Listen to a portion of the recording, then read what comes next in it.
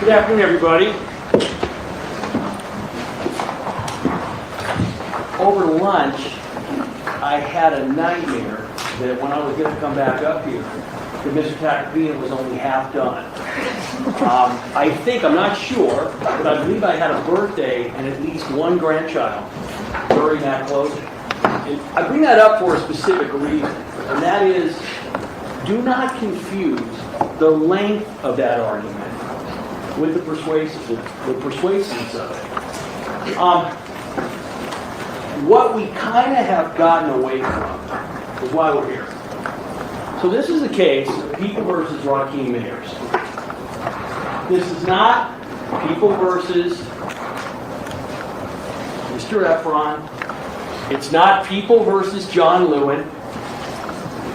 It's People versus Raheem Mayers. And the reason that I point that out is because if you didn't know better and you listened to the closing, you would think that either Relly was on trial, maybe I was on trial, and we're not on trial.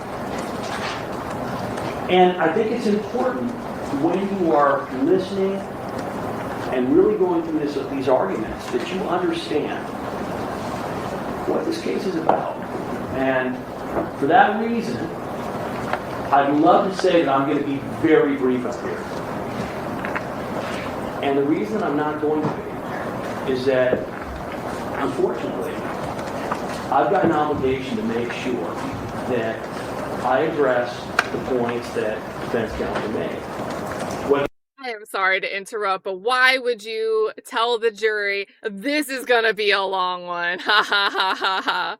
Whether those points are relevant, whether those points are persuasive. I can tell you this, I won't be as long as Mr. Tacopina was, and I'm confident that you will get the case today, this afternoon. But that's where we are. I want to start with, this is Randy's Donuts. This is Randy's Donuts. This is on the corner. You're looking at Randy's. This is in Inglewood, on the corner of basically Manchester and La Cienega. This is the exit from the 405. If you're coming, we're looking northbound.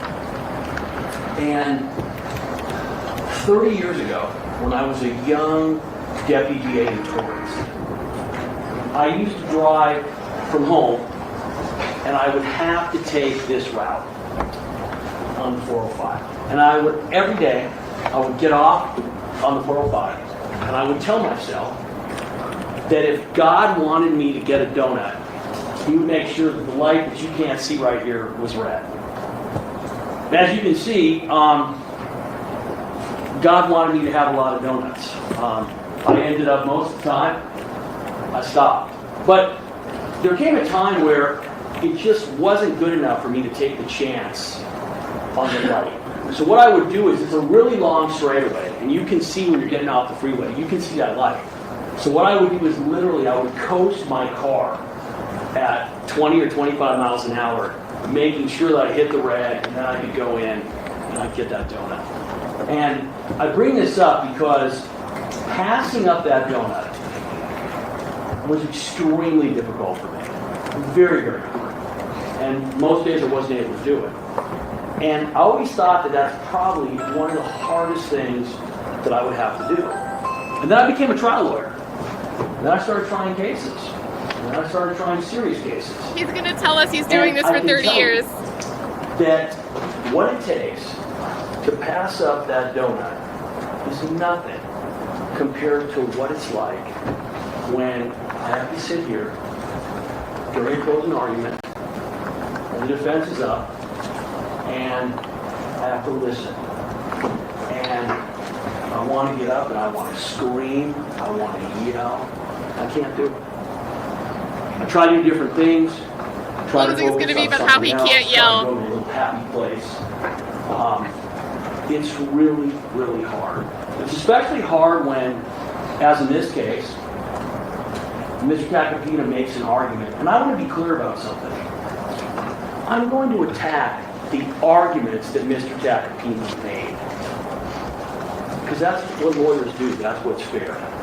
I'm going to attack the arguments that he made. I'm going to attack the case that the defense put on. I'm not going to attack Mr. Tacopina personally. I'm not going to cast aspersions on evidence that he put on. In the end, witnesses, we don't vouch for our witnesses, ladies and gentlemen. What that means is that we put on witnesses, and those witnesses testify to what they're going to testify to. So I'm going to go through, and I'm going to very critically point out what this case is about and what it isn't about. And kind of before I get there, I want to talk a little bit about your role as jurors. Oh boy. So, you 16 people, we started in what year? And I know many of you, probably most of you, all of you, none of you wanted to be here. Okay? And I get it. It's understandable. But you were chosen. It wasn't simply magic that you ended up as jurors. Both sides chose you.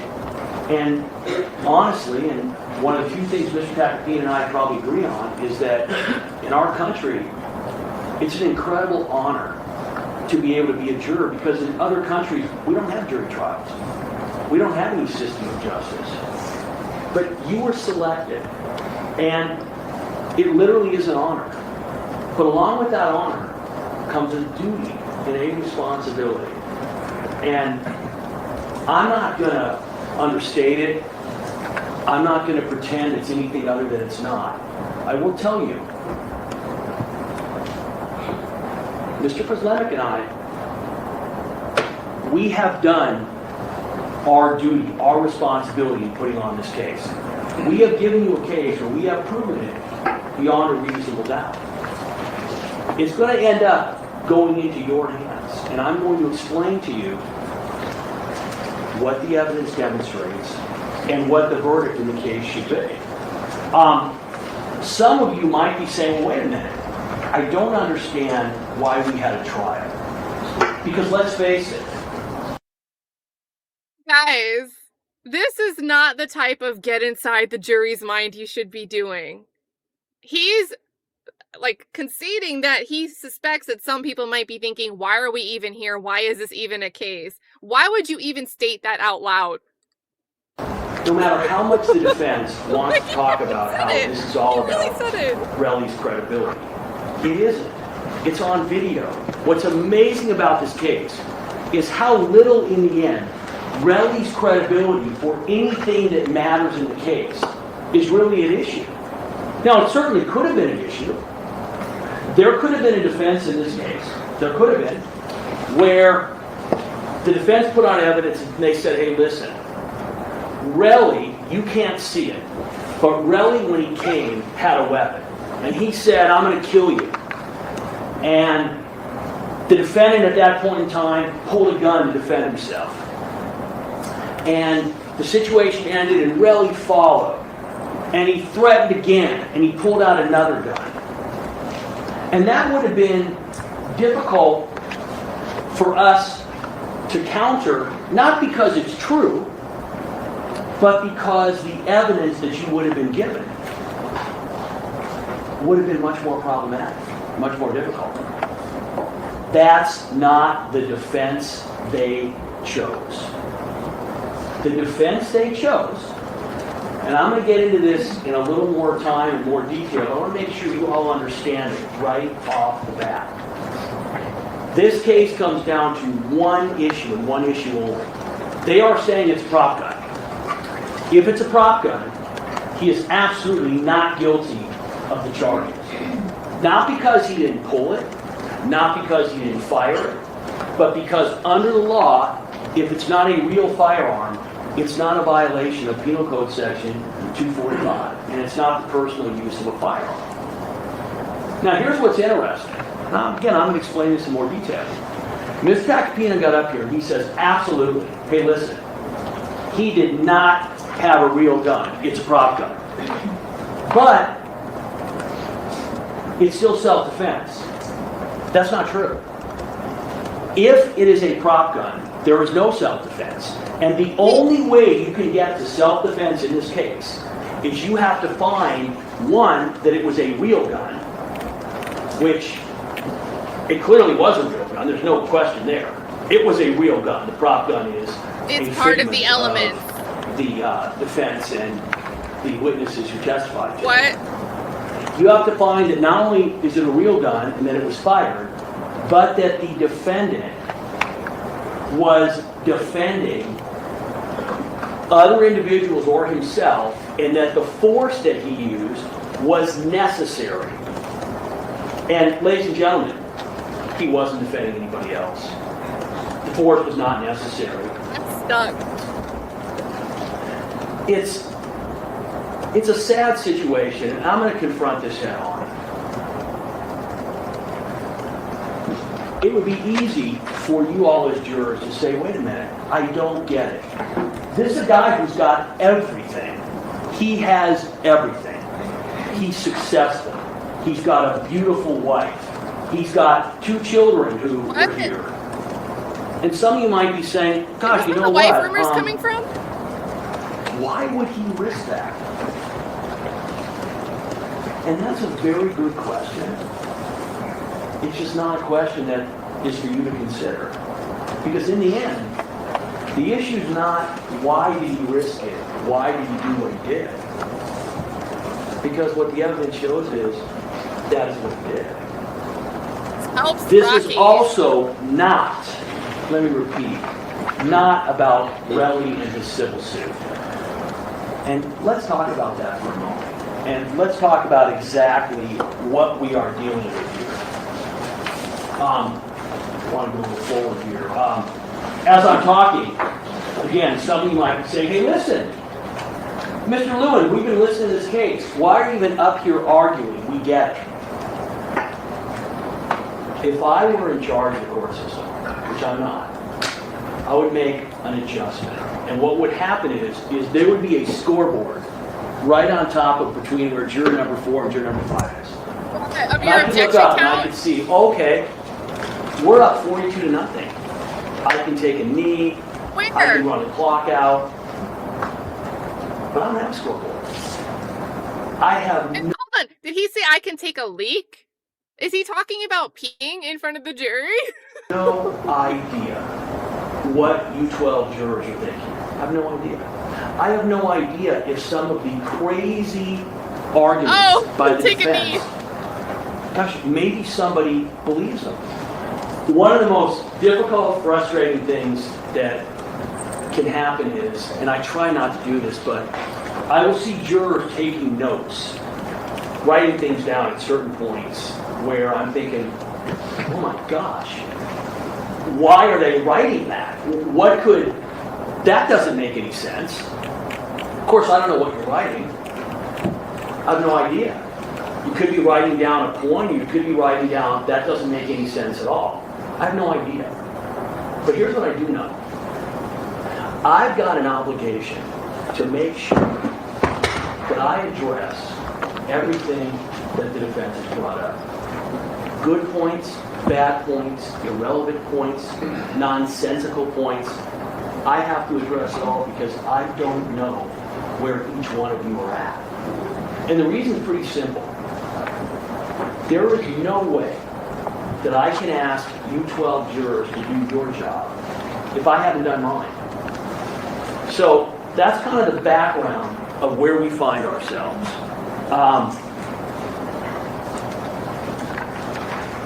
All right, let's talk for a second about the defense closing argument, and I think it's important. God. So, what they have done, and listen, I Be a get it. segue. You were just talking about it.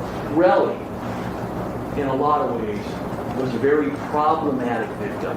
Why is he problematic? Well, one, in a lot of ways, he's not very sympathetic.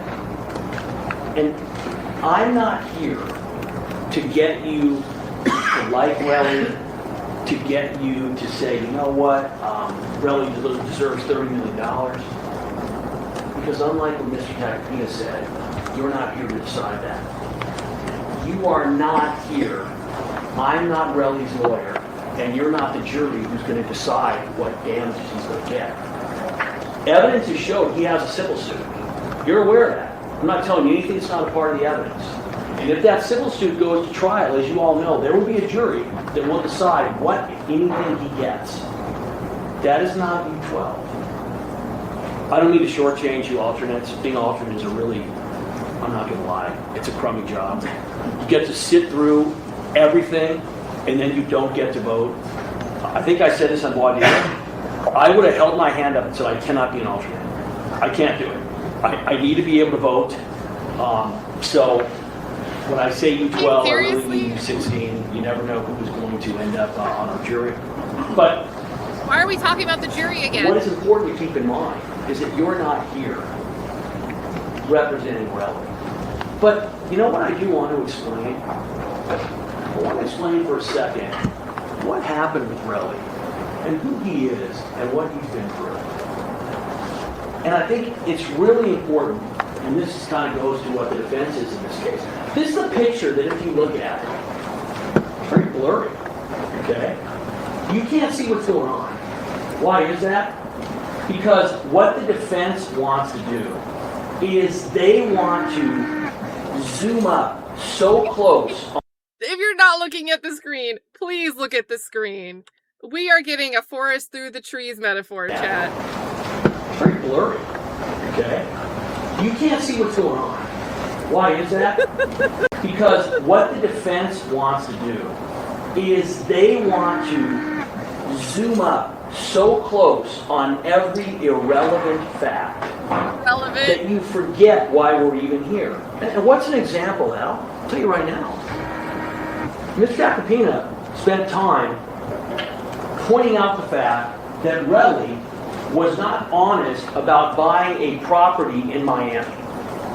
Now you need to ask yourselves, what does his property in Miami have to do with what happened on November 6th? Nothing. Yeah. But he would say, well, but wait a minute.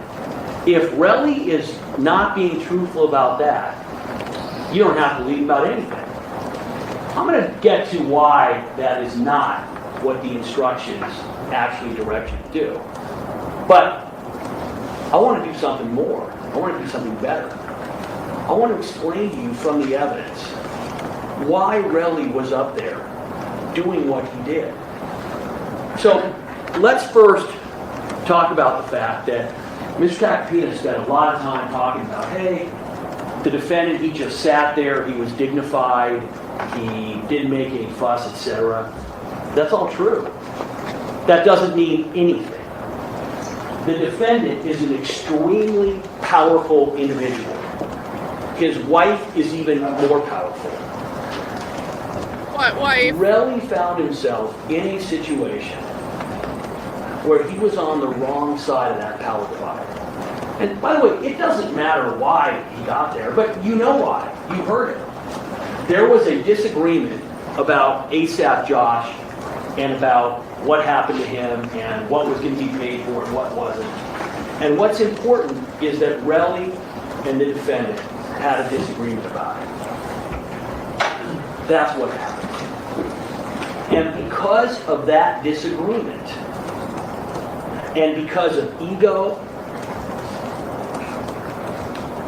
this is what happened. Now, Whisper.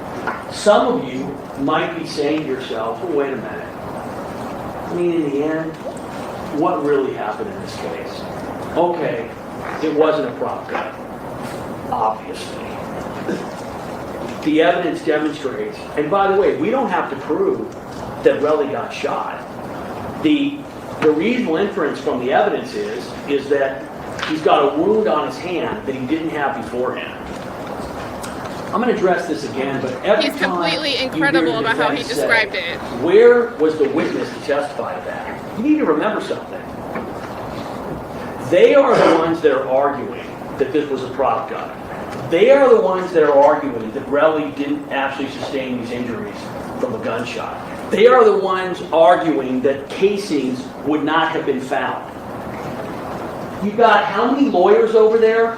How many people? There was a point in time during jury selection where they almost had a football huddle. There were like 8 or 9 of them over there. Do you think for one moment, 1 millisecond, that if those individuals had something positive to say to help the defendant, that they would have called those individuals. If, for instance, Relly's injuries could not have been caused by a graze wound, they would have called a witness. So what you're left with is, Relly didn't have that wound when it started. He testified that he felt heat going through his hands. Arguing elimination? So the idea that, well, it's a minor wound, and that's true. He's arguing possibility is But enough. we're not here to talk about the consequences. I want to really point out something that's really important. This was 10 p.m. on a busy Saturday night in the middle of Hollywood. And what happened? And you know this. Well, I'm going to go through this evidence at length. But the short story is that the defendant, because he was angry, because of ego, because of the fact that he is who he is, he decided that he was going to have a confrontation with Relly. That's what happened. We'll go through the video. It's very clear. The defendant goes there with a gun. He's got two guys with him. He grabs Relly. He initiated this incident. And what I don't think is being addressed enough, and Relly talked about it, is that, remember, Relly has no idea before this is happening. He doesn't think it's this severe of an issue. They've known each other half their lives. They understand they're upset with each other. That's clear. You have to text back and forth. But at that moment, and I'm not talking about when the defendant fires the gun. I'm talking about the parking garage. When the defendant pulls out the gun, Relly's entire future flashes before his eyes. And do you know what that future is? He's done. It's over. What makes it over? Well, he understands that if the defendant is upset with him enough to pull a gun on him, that he's going to ruin him. As he told you, that means no more artists will sign with him. That means record deals will go away. He's done. And he doesn't know this is coming. He doesn't have time to contemplate it. And what's his response? It's shock, and it's anger. And it's not really thinking about what is smart.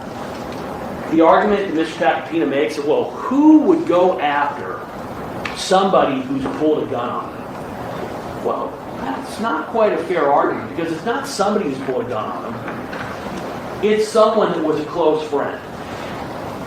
And Relly told you he really wasn't thinking about the consequences. He was angry. He also told you that, you know what? He also said he Rocky didn't know. pulled a gun on him, and he put it back. So he realized at that point, his life as he knew it is over. By the way, he was right. So we're not here to talk about what damages Relly should get, what damages he shouldn't get. But let's remember something. That man shot him. That man took away the career that he had. I don't know what that's worth. 30 million sounds a bit excessive to me, but I'm not the lawyer in that trial, and you're not the jury. So that will be hashed out, that will be debated, and that will be eventually decided upon. But there's no question that in that moment, he realized that he was losing something very, very important, very precious. And so what does he do? He follows, and we have the second incident. Now, what started the second incident? We'll never know. We know that Relly is yelling at him. Relly is saying very unkind things. And we know that there's no question the defendant is proud. Okay? And I'm going to give you another word because I'm not going to hide from it. He's entitled. All right? Everybody runs around. He is a big, important man, and everybody serves him. This is just a small example, but it's important. The witnesses who came in are dependent upon him financially. They're dependent upon him for their careers. And what happened in the middle of a trial, with Twelby on the stand. Twelby's asked a question. Has anyone ever seen or heard a defendant yell out to a witness in front of the jury, "Don't answer that"? That's what happens when you have a lot of power. And no one has ever told you, you know what? You can't do that. So why did the defendant, why did he take out the gun and fire those shots? I don't know. But you don't have to figure that out either. Because in the end, and I covered this in jury selection, I asked each one of you, if I prove to you, Mr. Prosemic and I, if we prove to you what happened in this case, beyond a reasonable doubt, and you don't understand why it happened, it still happened.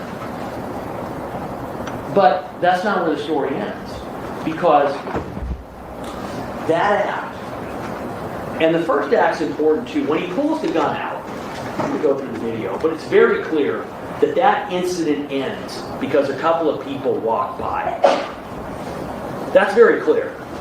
There are witnesses. One of the witnesses, I think 12, I believe, even mentioned, yeah, there's people walking by, but that's not what ended it. Well, you can see where they are, and you can see that right after, that's when he puts the gun back.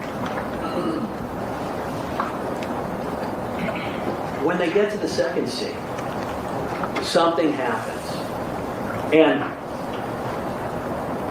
one of the things that makes no sense in the defense argument, 0 sense, is that they keep talking about the timing of the shots. Okay? It's not when the first shot was fired, and you're going to see it.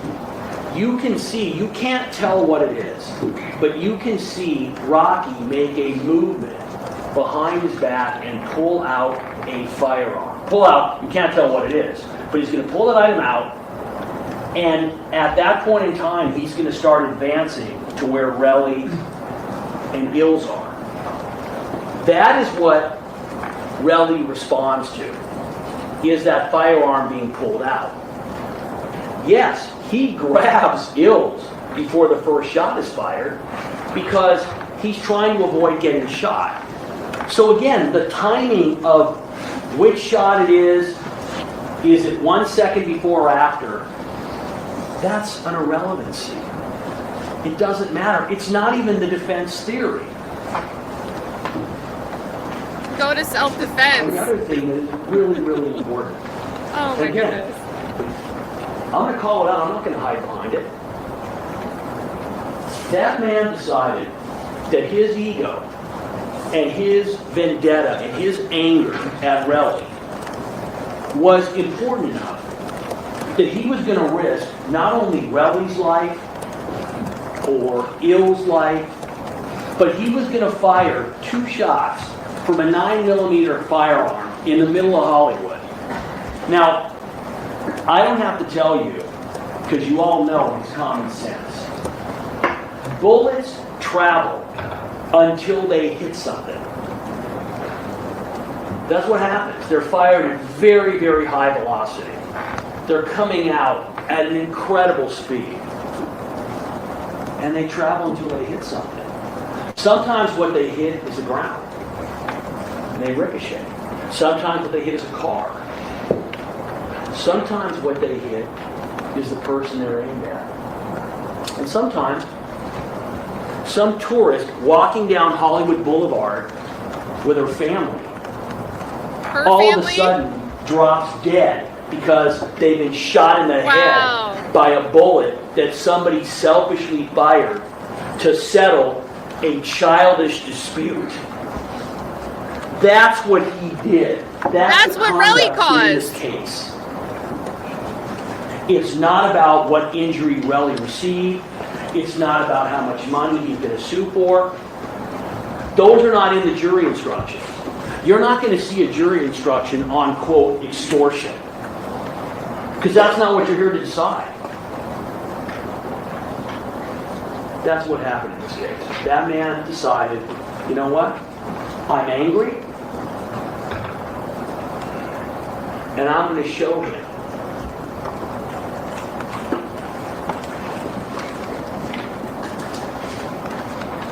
The defense argument, as I listened, it was almost like Mr. Tacopina took off in a plane with no flight plan, and he flew around in circles. Circle after circle after circle. And eventually, he kind of just ran out of gas and kind of just crashed the plane. There wasn't much direction. There wasn't much focus. And there wasn't an emphasis on the actual facts you're here to decide. Now listen, he's got a tough case. In opening statement, my partner got up here and he told me this is a simple case. It is a simple case. I'm going to tell you, this case could and easily could be a 5-minute verdict. And here's why. Because once you decide that this was not a prop gun, and ladies and gentlemen, it's not a prop gun. I'm going to go through all the reasons. And once you decide that, this case is done. It's over. Because that's the defense in the case. Not, as Mr. Tacopina tried to argue, well, it's self-defense. You notice, Mr. Tacopina didn't actually reach the next step. He talked about self-defense, but he never explained to you, for it to be self-defense, you have to find that it was a real gun. That's what you have to find. If you have a question about that, you ask the court. You have to find, to get to self-defense, that it was a real gun. And their defense in this case was, it was a prop gun. That's the issue in this case. Was it a prop gun or was it not? If you find it's a prop gun, all I can say is, you know what? You really need to examine why you're getting there. And I'm going to bring up something that's really important.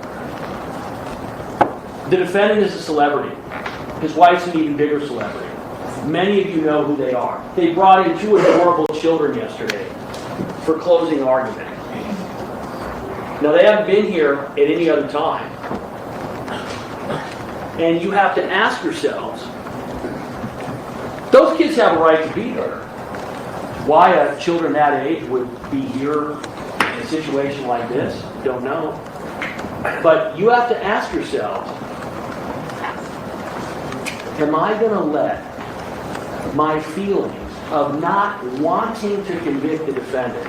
And Mr. Tacopina made it very clear. If you noticed in closing today, he literally brought up Rihanna, he brought up the defendant's family, and he basically was saying, hey, listen, if you convict him, it's going to be very difficult on the family. That is not something you are allowed to consider. So I'm not telling you I don't think you should consider it. You are not allowed to consider it. If you think you are allowed to consider it, ask the question of the judge when you go back. You can send out notes. You can ask questions.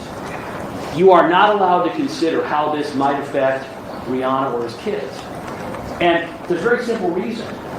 We are all in the world responsible for what we do. And I'm going to add something else, too. So why isn't Relly responsible for what he did? ASAP Lou. And ASAP Lou, even though it wasn't a question, ASAP Lou wanted to get in front Did he say it like a villain? ASAP Lou. of you, I think 2 times at a minimum, that the defendant is looking at 24 years in prison. The defendant is looking at whatever Judge Arnold decides he is going to give him. So, you are not allowed, by the way, to consider, oh my gosh, if I convict, he can get 24 years. You're not allowed to consider, even if that was true. But in the end, Judge Arnold will decide what the sentence in this case is. So if any of you go back there and say, well, you know what, I just don't think that this crime, I'm just not comfortable with 24 years, you can't do that. If one of the rest of you does it, guys, it's misconduct. You can't do it. You got to stop yourself. You got to stop the person next to you. You got to say, you know what? We can't do that.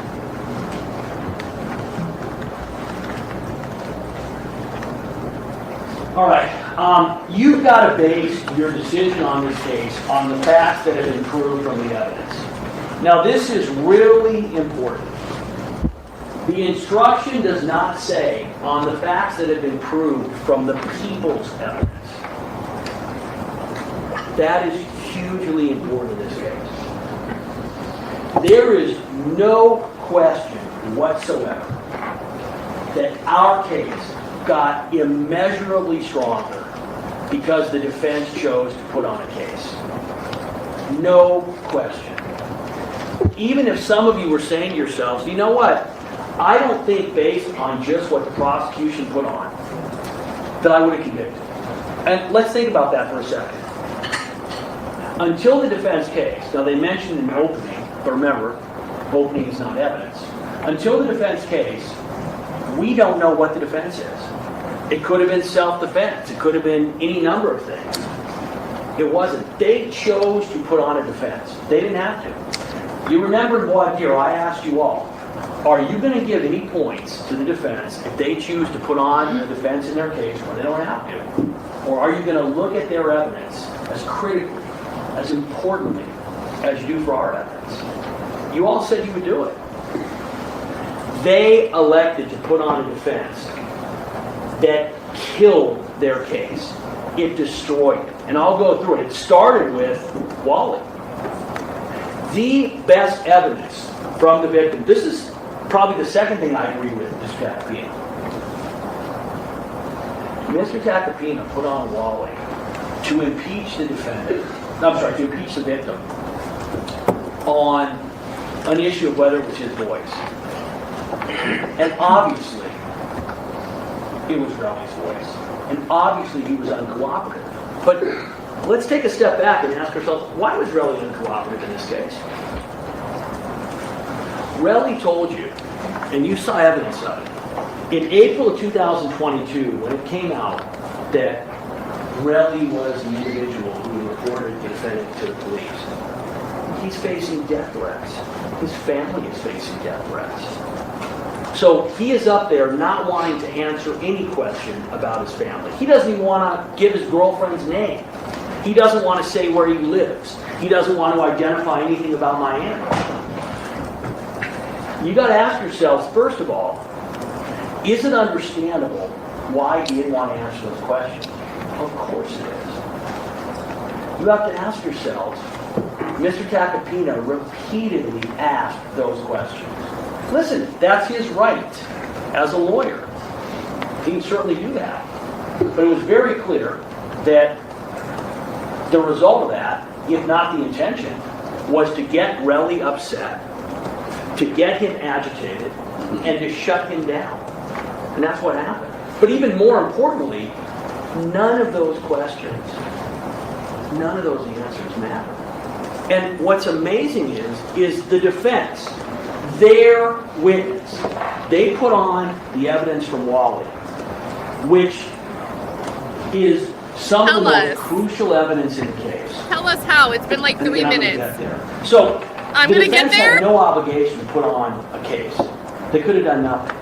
But do not be mistaken. Some jurors go back and they say, you know what? Well, because if I only look at the people's case, they haven't proven it beyond a reasonable doubt. That's why this says, prove from the evidence, not prove from the people's evidence, all of the evidence in the case. So, we've got a duty, and we don't hide behind it at all. We have a duty to prove the defendant guilty beyond a reasonable doubt. And by the way, it's interesting. Mr. Tacopina keeps talking about, quote, reasonable doubts. There's no such thing as reasonable doubts. They are not individual pieces. Tell us about the Wally thing. Reasonable doubt is an overall view from all of the evidence. So when he says, well, listen, if you have a reasonable doubt about Relly's credibility, then that means it's a not guilty. That's not true at all. The question is, when you look at all of the evidence, if you find that Relly's credibility is really material, if you find that there isn't other evidence that overcomes it, does the overall collection of the evidence cause you to have a reasonable doubt. There is no such thing as reasonable doubts. They are not like pieces of a cookie where you pick up one and go, here's a reasonable doubt. It's not how it works. And you got the instruction that shows Combine them all together. We have to prove every element of the crimes charged. No question, that's our burden. But this is really important. Not every element in every case is in dispute or reasonably in dispute. So what does that mean? So for instance, we would have had to prove that it was the defendant who was at the scene. That's our burden. But the defense has already conceded that. We would have had to prove that the defendant had a gun. They've already conceded he had a gun. They say it's a prop gun. We would have had to concede, we would have had to prove, that the defendant assaulted Relly with the gun. Well, they've conceded that. They just say it was a prop gun. We don't have to prove whatsoever that the defendant shot Relly, although that's what the evidence demonstrates. So very little in this case is in dispute, and that is hugely important. So let's talk about the relevant evidence in this case. So the day before the shooting, November 5th, 2021, Relly's in a car with Jabari. And again, I got to talk about Bari for a second, ASAP Bari. The defense is saying, well, why didn't you bring Bari in to us? Bari is the guy, if you remember, who posted, who is calling Relly a rat or a snitch. I can't remember which it is right now. The people's position is that Bari is not credible. If the defense wanted to bring him in, if they thought that he had evidence to add to their case, they would have brought him in. They flew in a guy from France, okay? Let's just take a step back. They flew in an individual from France at tremendous expense on almost no notice. And they flew him in because they wanted to prove that that was Relly's voice on the tapes. Now, one has to ask themselves, are they listening to the tapes? Because the tapes are some of the best evidence we have in this case. And you know that they only played for you a little snippet. I'm going to play the whole first part of that call, uninterrupted. I'm not going to give a snippet. So what happened in this case? Day before the shooting, there's an issue between the two of them. Okay? The defendant is upset with Relly. That's not in dispute. He's upset with him. I have no idea whether Relly was right about this dispute or the defendant was right about the dispute. But here's what I know for sure. It does not matter. It's not an issue for you to even consider. Let's assume that Relly paid for every part of ASAP Josh's funeral. Okay? The most expensive funeral in the history of mankind. He paid $20 million for the funeral. Let's assume that happened. It doesn't change the fact that he can't assault him with a firearm. I don't know. We have no idea who was right on this. But it's very clear it doesn't matter. But what's important is there is a dispute. And by the way, if that call did not take place, do you believe for a second that they would not have brought ASAP Bari in? And what do you think would have been the response for the defense if we would have brought ASAP Bari in, and ASAP Bari would have lied the same way that Welby lied, and Wally lied, and ASAP Lou lied? So, he's his close friend. If that guy was going to help him, they would have called him. And they have the power of the subpoena just like we do. And in fact, he's the defendant's friend.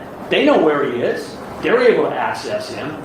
So the fact that he's not here, do not get caught up in that game.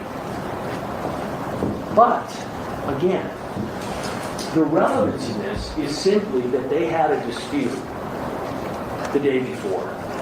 And the defendant, who is clearly a proud individual, got embarrassed by the fact that Relly is hearing him talking about him behind his back, which, let's face it, it's not very manly, okay? It's just not. And it's clear that the defendant is embarrassed by this. He's embarrassed by the fact that Relly knows he is talking about him behind his back. And Relly doesn't like it, clearly. So, this is the day before the shooting. You can see what's going on. I'm not going to repeat the language. This is what we have. And by the way, at this point in time, this is a stupid little incident, okay? The man's a multi-millionaire. Why on earth is he going to take it to the level that he took it? I don't know, but that's exactly what he did. So what happens? Well, the day of the shooting, we know that Relly is receiving a bunch of calls from the defendant, from Ills, and from Twelby. And if you don't think that Ills and Twelby know what's going on, I got a bridge to sell you. Okay? If you think, as the defense argued, that those were credible witnesses, Relly was angry and he was hostile. They weren't angry or hostile. They were just liars. Start to finish. So what happens? Well, we know shortly before the shooting, let's get to it, stop ducking my calls. Now, by the way, Relly says, hey, listen, I'm not really sure what's going to happen. And when you look at it, it looks like they're going to have a disagreement. But this is really important. Relly can kick the defendant's ass all day, okay? That's clear. But if Relly does that, he loses his life. He doesn't have any interest in doing that. He knows it, the defendant knows it, everybody knows it. Even those lying witnesses, Twelby and Lou, eventually had to concede that the defendant has a lot of power in the industry. The industry where Relly works, the industry that he is dependent upon for his livelihood. So he's got not only no motivation for getting into a fight with the defendant, he can't do it. He's got to sit back and take whatever he's going to take. Because he's power. That's who he is. He's got power. There's Rocky and there's Relly. Rocky knows it and Relly knows it. That's just the facts of life. So what happens? We have this incident. Now, thank God we have video in this case. Okay? Because without video, we all be in trouble. This video is very clear. And when Relly is walking, there's a couple things you want to consider. I'm going to get to this again. The idea that the defendant is bringing a gun to this meeting makes no sense at all. He's got two guys with him. He's not afraid of Relly. Relly's not looking for a fight. And you're going to see that the first action is the defendant grabbing Relly. That's what you're going to see as they're walking up. And I have this is slowed down so you can see.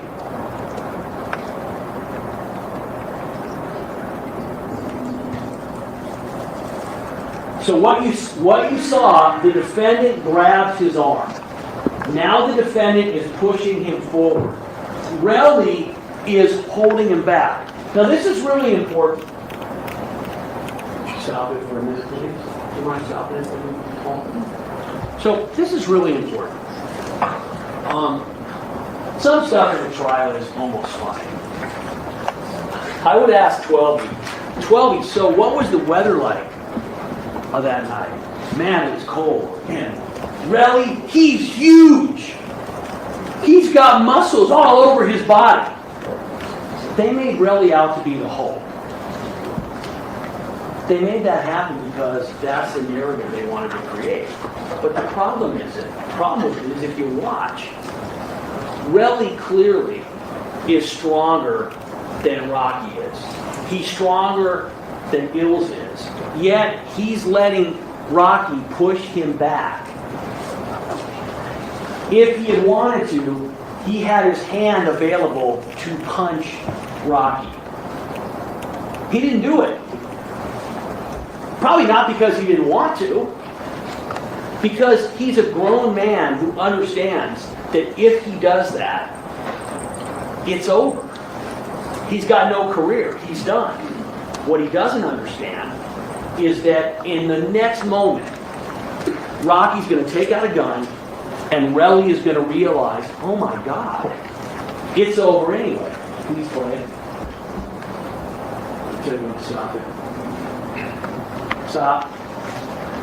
I don't know if you remember, but when I had 12 on cross-examination, and he is saying that he's trying to pull the Relly off of Rocky. And I think this same image, and I'm asking him, well, wait a minute. How are you trying to pull Relly off of Rocky when you're in the middle? You're trying to keep Rocky off of Relly. No, I'm not in the middle. Of course he's in the middle. Keep playing it. And now watch the gun. Stop. It is true, we do not see the gun come out. But we know from before that the gun was not in Rocky's hand because we saw his hand before. Now, if you remember, what was 12's version of how the gun came out? I mean, guys, I'm not making this up. He said that Relly lifts Rocky off the ground. His pants fall down, and Relly reaches back to pull his pants up and happens to end up with the gun and what looks like his finger on the trigger. That is more absurd than, again, the tornado example with Boomer. It's absurd. It insults your intelligence. And the only value that it has is if you are going to try to find a way to let this man get away with what he's done. And this goes back to what your duty is. You're here to call balls and strikes. What happens to Rocky is not your responsibility. Not whatsoever. Your responsibility is determining what happened. It's almost like what an umpire does, okay? When an umpire calls a strike or calls a ball, he doesn't own what happens in the game. The players decide the game. He's just making the calls according to the rules. Do not be fooled into the idea that, quote, Rocky's life is in your hands. Rocky's life is not in your hands. The determination of what Rocky did is. And what happens from there, that's on him, and that's up to the judge. So what happens? So he's got the gun out. Continue to play, please. Stop. So if he was trying to put the gun back, why is the gun now from behind him to in front of him? So they're going to say, well, you don't see what he does with the gun. Well, if his gun fell out accidentally, why doesn't he put it back? Well, it's because it didn't fall out accidentally. He pulled it out, and now he's going to assault Relly with it. And the fact that you don't see the assault because of the cameras, ask yourselves, logically, he took the gun out. He switched hands. The gun is now in front of him. What's he doing with the gun? He's doing exactly what Relly said he was doing with it.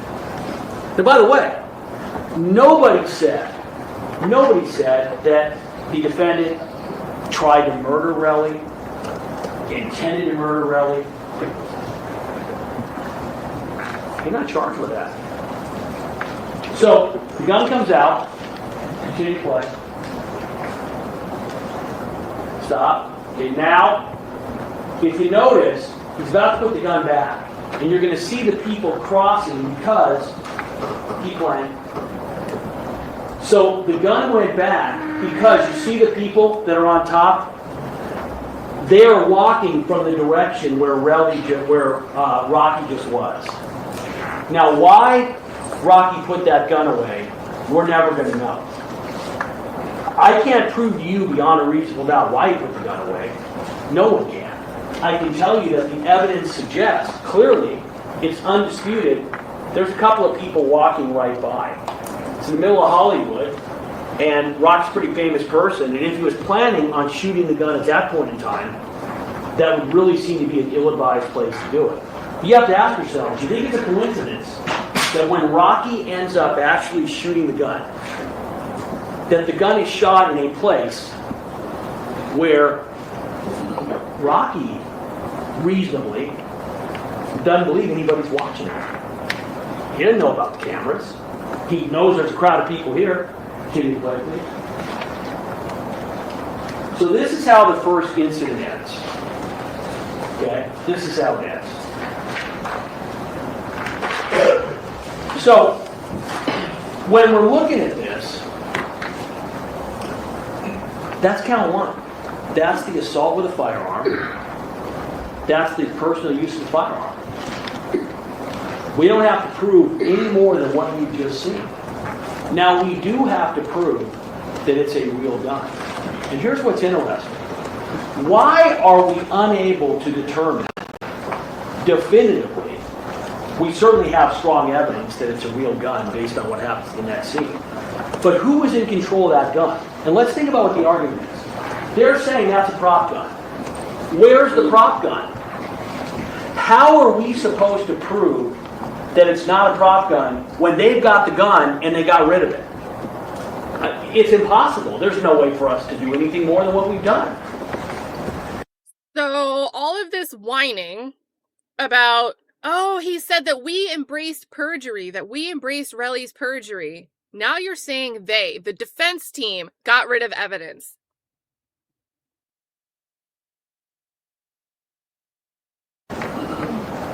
So what happens at the next scene? Part two of this. Now this is going to be important because what you're going to see here is you're going to see that the incident starts before Relly ever grabs Ills. By the way, Ills is the guy he likes. He doesn't like 12. So you want to just ask yourself for a second. He never tells anybody, hey, Ills had a gun, Ills had a knife. Here's why I assaulted Ills. He's not assaulting Ills. He's not punching him. He's not doing anything to Ills. He's using Ills as a shield, just like he's going to say. But let's look up to the top left corner what's going to happen. Oh, okay. There's the sequence line. Here we go. Back it up again. Start this one over.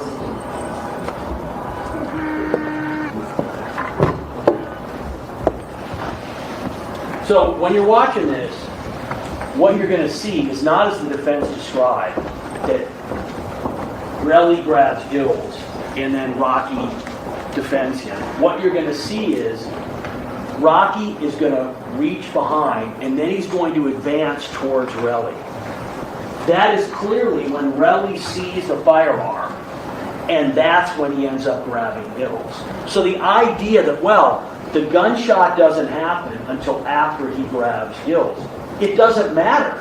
Relly's responding to the fact that Rocky's pulled a gun on him for the second time. And by the way, this is a lot scarier than the first time.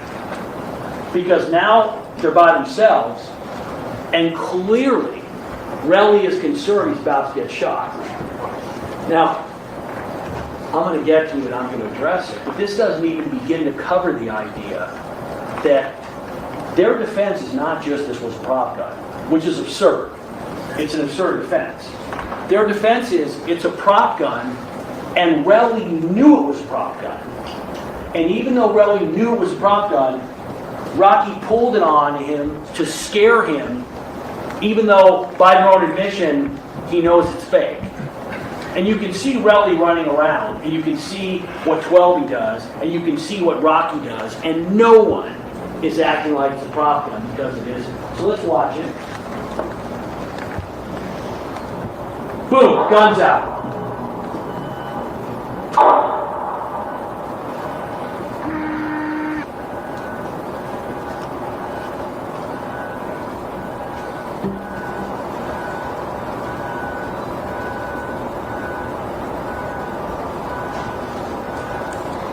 By the way, at one point in time, one of the witnesses, I think it was 12, said that the defendant fired a warning shot. You don't fire a warning shot with a prop gun, it doesn't fire anything. Also, you can see that on that shot, I hate that argument. I'm sorry, the defendant. People use starter and prop guns to start horse races because of the sound. It startles, it brings the excitement, it opens up the gates. The argument that you don't use something that makes a noise to make a warning shot is so stupid. Has the gun out, facing forward, appearing to target Relly. And by the way, he moves into a better position in between the shots. And the only reasonable conclusion you can reach from that is that he is trying to get a line of fire onto Relly. Relly didn't suffer the minor injury because the defendant didn't try to shoot him. He suffered the minor injury because he used ills as a shield, and for whatever reason, the defendant didn't hit him. At least didn't hit him other than in his hand. But the idea that you need to look at the gunshot and the fact that Relly is already grabbing ills as a shield, that's just misleading. It just doesn't work. I'm going to play this now in half speed. Let's give me a second. And the idea, by the way, that that 12 is running away because Relly is trying to attack him is absurd. If you knew nothing, all you saw was this video and somebody told you, hey, listen, that's a fake gun, and everybody knows it's a fake gun, you would go, well, wait a minute. If it's a fake gun, why is everybody running around? Why is Relly grabbing ills as a shield? Why is 12 running away? By the way, how does this incident end? This incident ends not because the defendant voluntarily says it's over. 12 literally is blocking him and pushing him away. The defendant is fired up. He's angry. We don't know what was going to happen next, but it's not as if the defendant decided on his own, you know what, I'm done. 12 pushes him away. So this is a close-up. And again, this is a little bit harder. This is going to be played at half speed. I got it. It's going to be played at half speed. Again, we already know that we've got... By the way, the only thing that Mr. Tacopina did not accuse Relly of was planting the nail on the seat. And I was waiting for it. I was waiting for him to say, Relly planted the nail. He was trying to get me. So, we know that we have defendant, 12, and we've got, which is hard to see, we've got Relly and ills. So what happens? You watch for yourself. You're going to see Relly reach and then move. When Relly reaches and moves, I'm sorry, when the defendant reaches and moves, that's when the gun is out. Whoops.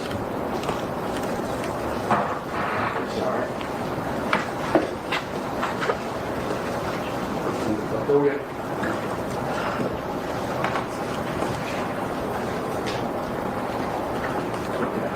So here we go, boom, you see him reach, guns out. 12 moves. Relly is running, trying to get behind ills. He's not beating ills. And what is Rocky doing? He's running around, trying to get a shot, and he's going to fire.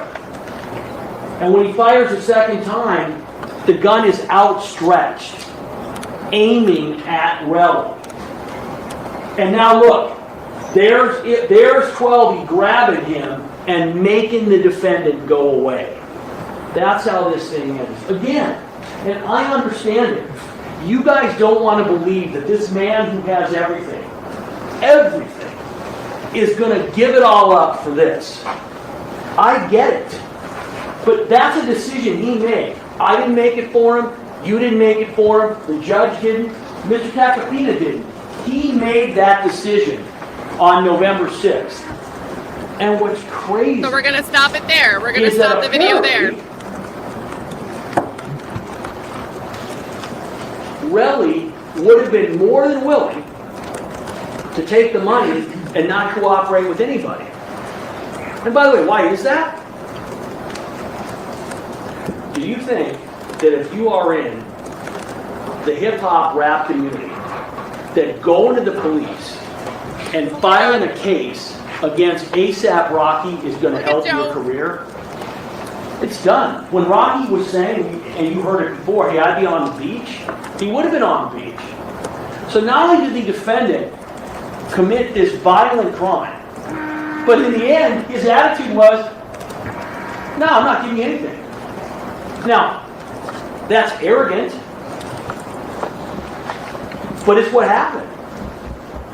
And I want to make sure that no matter how successful he is, how famous his wife is, how cute his kids are, how much they giggle here during closing arguments, that you guys are not going to say, you know what?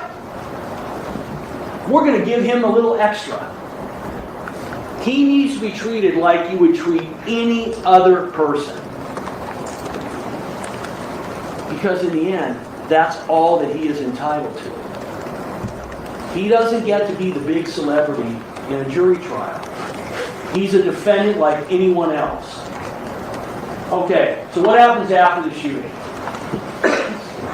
Immediately, Relly understands what's going on. So we had, this was very interesting, we had the officers called, and the whole idea is, we know that this incident never happened, meaning it was only a fake gun because they didn't find the casings. But what became very clear, ladies and gentlemen, is the defense did not. This is the PowerPoint slide he was working on yesterday. Remember, he was putting the PowerPoint together? Not realize until we called our witness, started questioning Lewin. They did not realize, he didn't want to just show the transcript, the text in a row. Which was he had to make a slide. 9mm prop gun using 9mm ammunition, prop ammunition, is going to have the same brass, maybe lighter, but it's going to eject the casing the same way a real 9mm does, because as Lewin told you, and I think as 12 told you, who knows less about guns, the point of those prop guns is they're supposed to look realistic. This is not right. And if they don't eject the casing, they're not realistic. Right. And any of you who've ever seen a firearm, any semi-automatic firearm, understands that in order for a second shot to be fired, unless you're going to manually take a round out and put it in, which you don't do in a semi-automatic, it's got a chamber and cycle around. That's what it does. They didn't realize that. So what happened is they spent a bunch of time talking about the incredible investigation that the LAPD officer did on the scene. I asked you during voir dire, are you going to be able, in this case, are you going to be able, if you don't have every question answered to come to a verdict, if the evidence demonstrates to you beyond a reasonable doubt that the case has been proven? Each one of you said, no, you know what, I don't need every question answered. Let me tell you a question we can't answer. I cannot tell you why LAPD did not find the casings that night. Don't know. They certainly looked. But here's what we know. They didn't find any casings. Meaning, if the defendant's position is correct, if the defense position was the prop gun is correct, there should have been casings there for the prop gun. They weren't. And what we know is, Rebuttal went back and he found them. And I'm going to go through and explain to you why that's credible evidence. So what happens? He goes back, he texts and he says, hey, you know, you tried to kill me. Okay? What are you talking about? Why are you telling people I shot at you? What the defendant says. By the way, the defendant's position now, their defense is that he shot at him, it was just a prop gun. So the question isn't that the defendant is lying here. He clearly is lying. He's just saying, oh no, it's a prop gun. So, Relly says, you tried to set me up and take me from my daughter. He is saying, you tried to kill me. that night, in that text, really doesn't know we're going to trial. And what's the defendant's response? Not, hey, that was a prop gun. It's, stop making shit up. So, this is what they say is the big evidence in this case.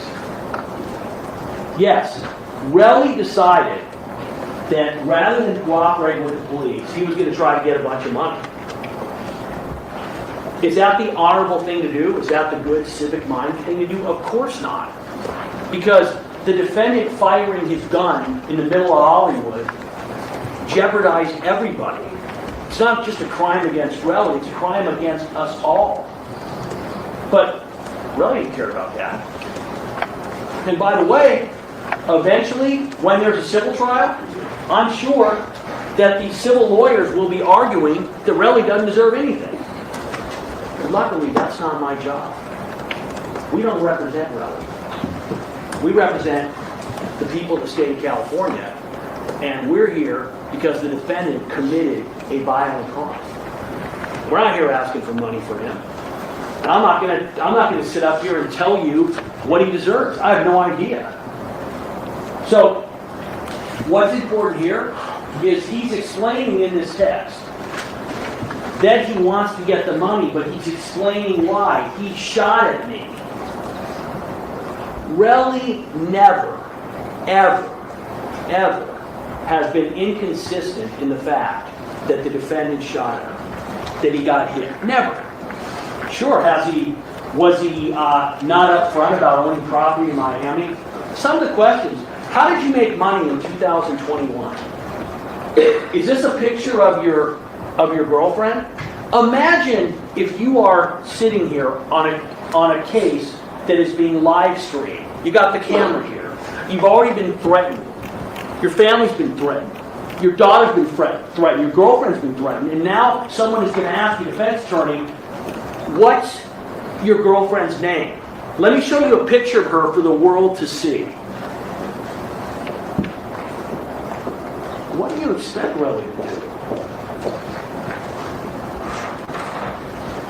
Okay, now we're going to get to the most important statement that Relly gives in this case. And let me tell you why it's so important. And again, some of you might be asking yourselves, why did the defense bring in this evidence? And let's be clear. When the defense says, well, we only brought Wally out here to testify to one thing, that's true. They easily could have played the call. There's no magic form where we got to play and they don't. They're arguing that Relly is inconsistent. The objection could not play that whole role. I'm sorry, I couldn't hear you. What was it around? The entire call. We played by the defense. Oh, no, that's what I'm saying. The defense could have played the entire call. They didn't. That was the objection. Objection sustained. Go on, sir. So He's clueless. we decided that we were going to play the entire call. And you can listen to this call. And let me tell you what's so important about the call. Relly does not have any idea that he is being recorded. He's not talking to cops. He's not talking to a prosecutor. He's talking to someone who he thinks is his friend. Now that person isn't actually his friend. That person is an agent of Rocky.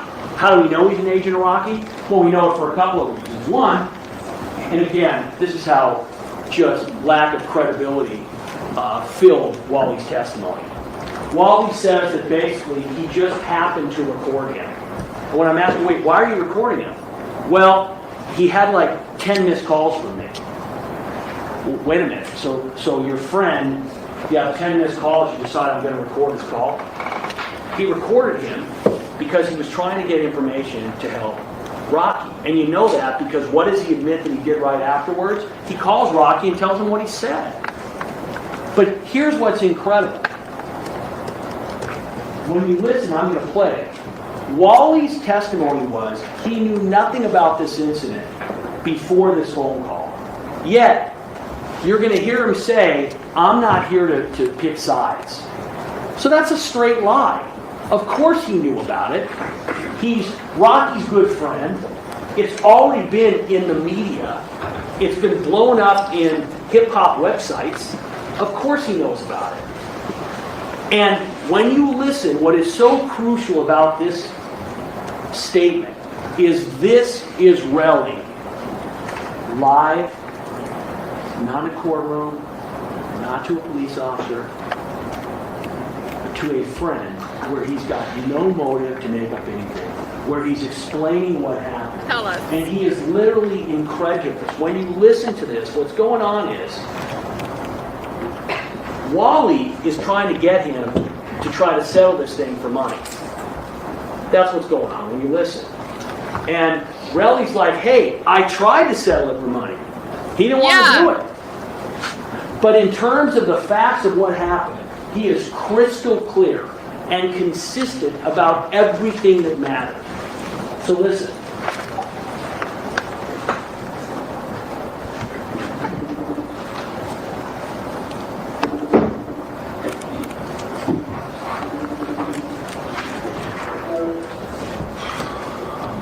Yo, bro. Yo. Shit, bro, man, my bad. I'm with my girl and shit in bed, so you feel me?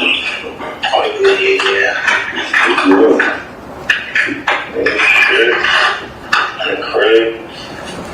What happened, bro? You know, I'm not trying to pick sides and shit. I'm mad at both y'all niggas for letting that shit happen, you feel me? Oh, it ain't no picking sides. That nigga 100% crazy and wrong. Yeah. 100% wrong. And he got 12-year ills mixed, bro. I'm not. You gotta understand, Raggy been on his high horse for a very long time. You feel me? He didn't have to do what he did. I don't have. He forced my hand. You feel me? I got over 20 missed calls between him ills. Why is Rocky going out his way to do anything like that? You get what I'm saying? I'm pretty sure you didn't hear the story or whatever it is. But you gotta look at it like this. Why is he going out his way to call me 20 times? Got ills and 12 you with him. Text messages saying link up where you at. And all of this is because of I pressed him about Josh, him not doing right by Josh, and he spoke to Josh's mom and lied. You get what I'm saying? So I wrote him about that. He hits up Bari later about that, but I'm with Bari. Bari got the phone on speaker. You get what I'm saying? This shit didn't fit well with me. So Rocky talks about me within that conversation because he sees I text him about Josh. You feel me? And told him taking ASAP out my name. This was 7 months ago. I took ASAP out my name. You feel me? Yeah. He's a bitch, so he goes in and hit Bari because Bari influenced her a whole week later doing that complex con shit. You feel what I'm saying? Just so happened I'm with Bari while Rocky hits her. Rocky says my name. You get what I'm saying? Real Money, 12-year ills is at his house. I hit Real Money the next morning, tell Real Money. I heard Rocky bitch ass tell him I don't fuck with him, wookie woo, wookie woo, wookie woo. You feel me? No fighting words, none of that. Just basically, nigga, I heard you. But in Rocky's head, he was like a bitch because Bari had him on speaker. Rocky don't know who else heard that conversation, but he know I heard him talk about me. And I told Rocky over the years, nigga, if you have a problem with me, let me know. Stop rocking me to sleep. You feel me? Boom, boom, boom. Next thing you know, I guess that was enough for him. He felt like a bitch because he knew I heard that conversation. I wasn't supposed to hear that conversation because Rocky never, ever, I never heard him say curse words or even have that type of energy towards me. You know what I'm saying? So now I know the real him. I tell Real Money, tell that nigga fuck him. You feel me? Boom, boom, boom. Shit is related to him. Next thing you know, I get over 20, 30 missed calls between him, Ills, and Rocky. Text messages. I'm staying at the Lowe's. I tell him, he calls me. I finally answer because I'm sleeping. Yeah. I answered. He's like, where you at? With a slick voice. I'm like, huh? Where you at? Nigga, I'm at the W. I'm not really at the Lowe's. You feel me? And you know, Hollywood Boulevard, they all look the same. You're like, no, you're not, nigga. That's a bum-ass hotel. I'm like, huh? He said, show me outside. Okay, all of it look the same. I showed him outside. What he does, be there in 5 minutes. I'm like, alright. My girl like, what the fuck is going on? I'm like, I don't know. Yeah. He calls me. He always calls me. Side note, but did we ever see an exchange of him like texting a picture over to show that he's outside? Maybe it was like Snapchat or something? Yeah, I got all these text messages, bro. These niggas is done. You and a couple only people heard this story. Rocky out here thinking it's all sweet, but his life is really, and bro, that's what I wanted to ask you, bro. Like, why boys though? You feel me? Why take it to the guys? You feel me? Who, me? Yeah, maybe on how the boys meet. Why wouldn't I, bro? He's a multi-millionaire. He blamed at me. I'm no longer on his level. Everybody turned on me. Everybody, bro. Rocky had everybody turn on me that day. Plus, what the fuck am I doing? Spin on his block and go shoot him up? Or do I cripple him? Because he's a multi-millionaire, bro. I'm not having nobody shoot at me where I'm taking him on the chin. And two, I'm not about to spin on Rocky's block. I'm already a millionaire, nigga. You get what I'm saying? So what you looking for? You're a black nigga. I'm teaching everybody how to get money, how to do this. Do Rocky do that? Do you have a foundation for black people? Do you have a foundation for anybody? No, this nigga's greedy. You get what I'm saying? So I can't sit here and be like, oh, how you meet somebody like that, bro? You take away what they have, dogs. You feel what I'm saying? I'm not doing it on some like this, that, and the third, or some pokey shit. Nigga, I would have had to die a lawyer the same day because he weird at me 4 or 5 times. I had to use ills as a shield or I'd be dead. I feel niggas ain't trying to like, you feel me? Not trying to end squash this shit, get some paper or something, or what, you know? Like, bro, it's too late. He told me to suck a dick. Boom, boom, boom. I hit up John the same day. Bro, that's all I had. He had nothing but time, bro. When I got the best lawyer in LA and worried about my business. You feel me? He told John to stop contacting me. I sent him the picture of the bullets, sent him the text messages of him, letting him know how serious this is. You know what he said? Nigga, fuck you. So what I'm supposed to do? I accept the nigga shooting at me 4 or 5 times where I almost died, or sue this man. Now coming with suing, of course, the severity of the case, he trying to kill me. So that's what he gotta read. You feel me? there ain't no way niggas could squat, like, you feel me? No paper, no nothing, bro. Like, you feel me? Like, bro, he's a grown, he's 33 years old. He got other things talking for him. He know what he did. You get what I'm saying? He had more than enough time. This shit happened 7 months later. He wasn't trying to reach out to me. He still didn't reach out to me. legal shit involving out of boys, you know, so. That's on him. I didn't want to go about that way. I would have got a lawyer. When you get a lawyer, that has nothing to do with boys. And Jabari is his friend. He might as well thank him for him not being late in the feud. Because those are allegations, you feel me? He got enough, and you're part of the PR team. He would have had enough people to block that if Jabari didn't say nothing, bro. Those are allegations. Jabari made it official. Yeah, so what's the next, bro? And Jabari's getting sued too. Jabari's getting sued for defamation of character. Cause everybody look bad, bro. You know, I'm just trying to. He was bad. He did that, bro. I didn't call you. I didn't have a gun. He left this in Hollywood house. Right? Everybody saying everybody looks bad. Everybody points the finger because when I take, bro, I got Hollywood. I got so many people. Niggas grew up together, bro. Niggas grew up together, bro. Left niggas hanging. He's in a mansion. Nigga, I think my way around him every single time.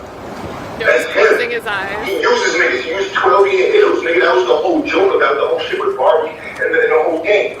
You know what I'm saying? The nigga asked his Barbie, he come to the complex car, nigga, Barbie laughs at him. Like, nigga, you're not using me. Nigga, the next conversation went about how he got 12 and ills on his jet. Or some whole shit.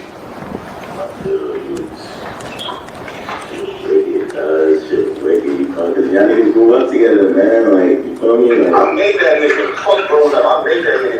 Not no 12, not no jams. He ain't no jams. He popped up at my crib on purple swag. I made that nigga. That's why he feel like that, bro. I've been powerful. I've been that. Jabari never did, bro. I put every last one of my life. I just want y'all niggas to kind of end this shit, you know, and he ended it when he shot at me. Who ends anything when a nigga shoot at you 4 or 5 times? You gotta grab another member to protect yourself. He called me out my living space. Called me, told me stop ducking him. He planned it. That's called premeditated, bro. You feel what I'm saying? He didn't give me a chance. He told me I'm And you deleted the messages. I can't stand that the prosecution thinks that this is so good for their case. He's clearly maintaining a lie and a story as he goes through, because as he's doing this, he's acting like he didn't send the messages that he deleted. Like, just nuts. I came to link him to see what the fuck the status was about. He pulls out. He tries to test on me. He tries to test on me and then pull out a gun for self-defense. He's a pussy boy. And me and Ills is standing in between while he's trying to shoot me.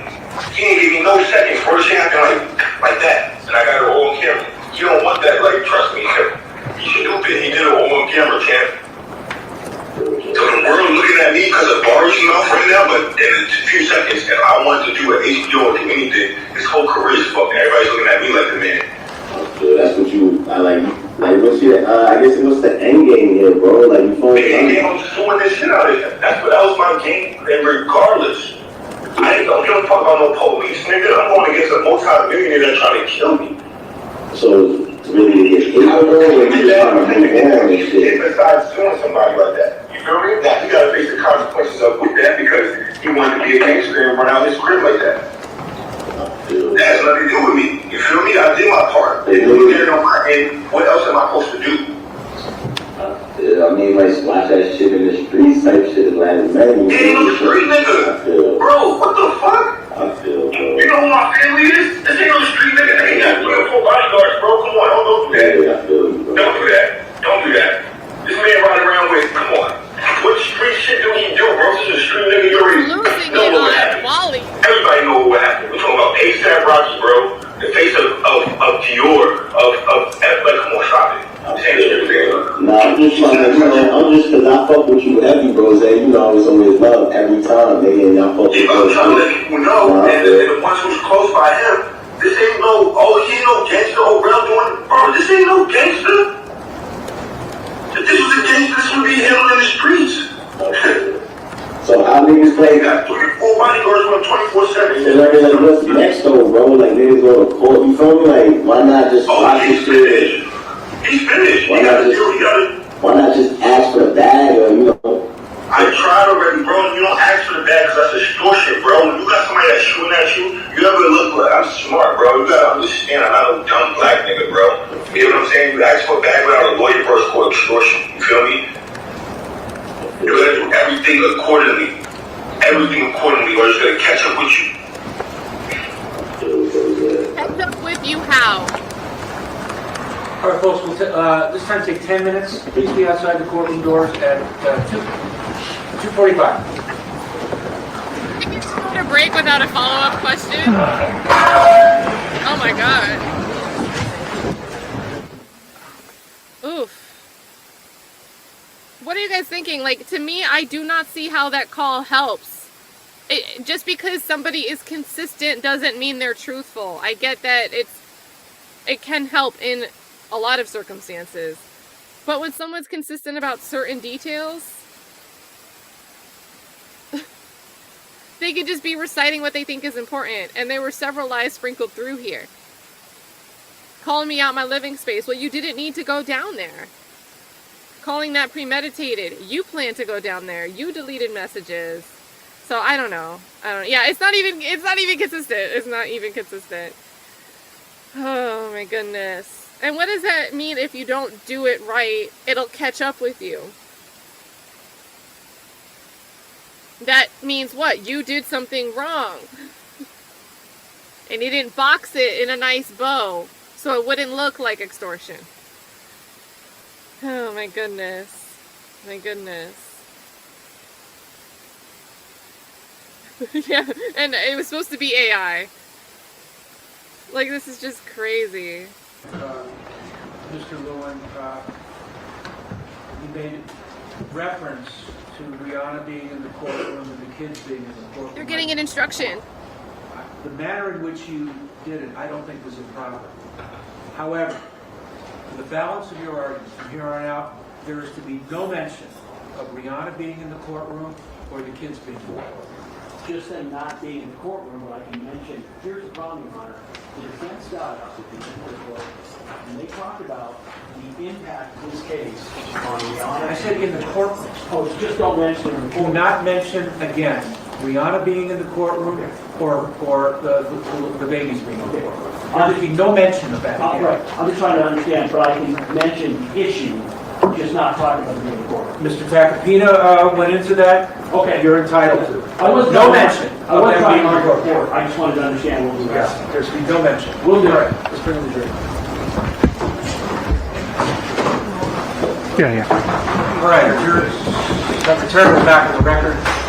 All parties are present, counsel is present. Mr. Lewin. So that was the key evidence in this case regarding Relly. Could not have been more plain in what he said.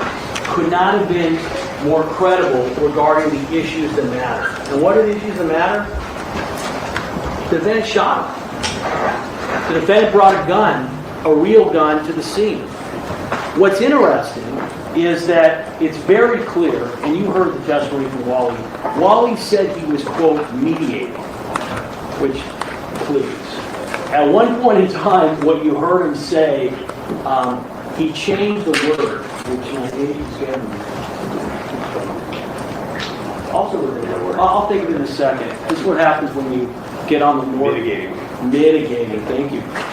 Later on, he said no, he was trying to mitigate. Sometimes that's called a gaffe.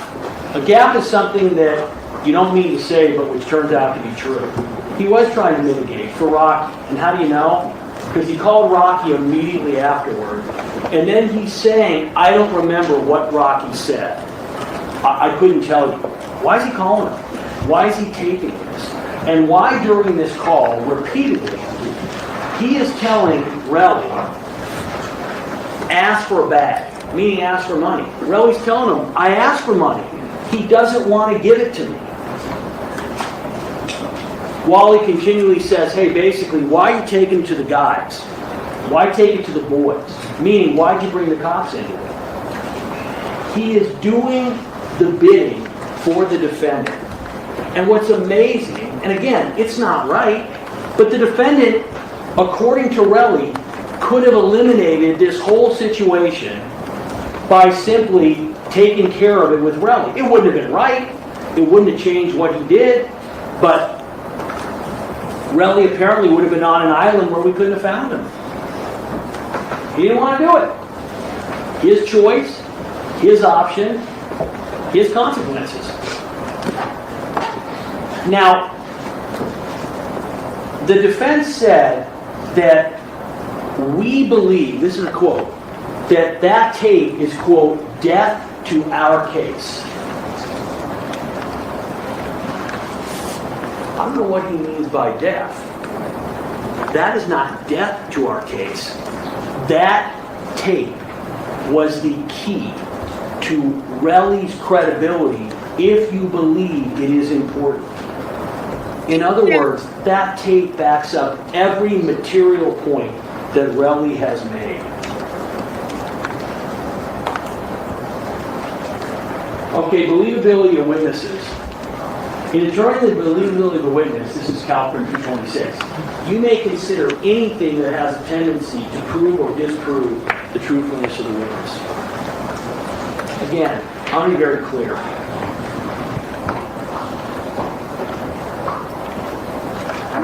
Twelvey and ASAP Lou came in there, and they repeatedly lied just about almost everything. I'm not going to go through all the inconsistencies. Twelvey didn't want to concede that he's reliant on the defendant. Didn't want to admit that he's talked to the defendant. If you believe Twelvey and Lou, they've had almost no conversations about what happened in this case since the start.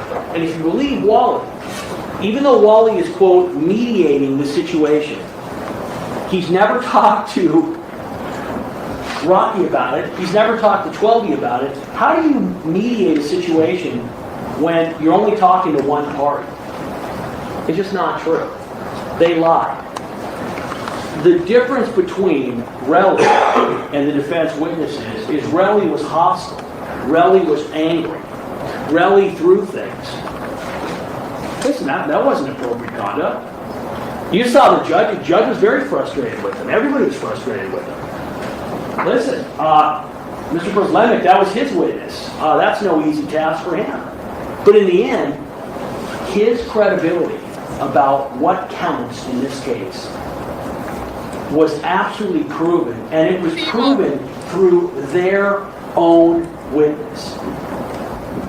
The evidence in this case, remember, we didn't have that tape. That tape came from Wally. We heard that tape only slightly before you did. Wally comes in and testifies, they play a snippet, and we play the rest. So when you're looking at the factors, you're looking at what witnesses are to be believed. They called 3 witnesses. All 3 of them perjured themselves. All 3 of them lied. All 3 of them came in to protect the defendant. And You didn't impeach any of them. although they were calmer and more respectful, they perjured themselves in material areas. Relly, on the other hand, was truthful about everything that counted. So the defense focused on the fact that basically you can reject the testimony of Relly if you find that he lied about anything. However, Calcrim 226 tells you do not automatically reject testimony just because of inconsistencies or conflicts. Consider whether the differences are important or not. So listen, is it true that Relly, at points in time, was untruthful during his testimony? Absolutely. When he's saying, I don't know my girlfriend's name, of course he knows his girlfriend's name. When he's saying he doesn't know about a place in Miami that he purchased, of course he knows.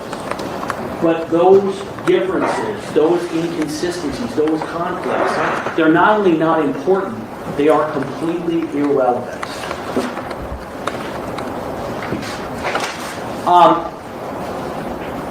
In talking about ASAP Lou for a second, I'm going to come back to that.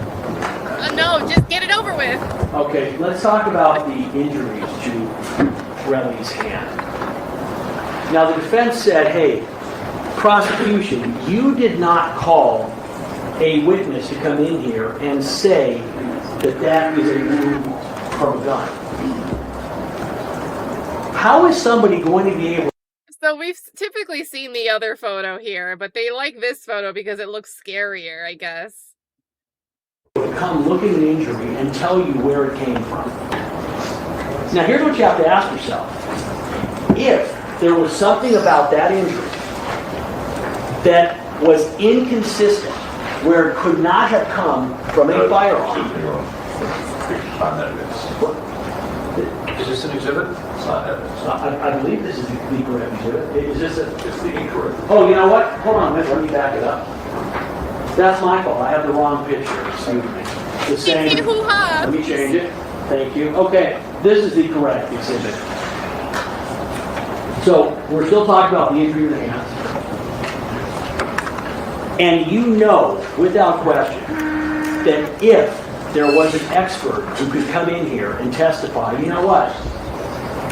And this one, so those of you that aren't looking at the screen, this one is worse for the state because you can see that the way his hand is, how would a bullet graze without being in a curved line to cause this?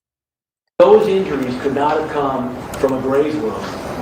They would have called that witness. And again, how do you know? Look at the team that's standing over there. Look at the fact that they called in Wally.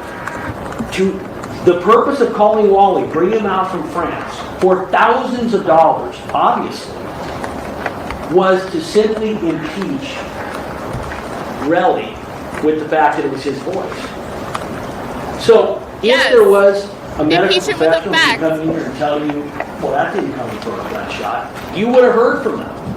And the failure to call a logical witness is something you can consider, and you should consider.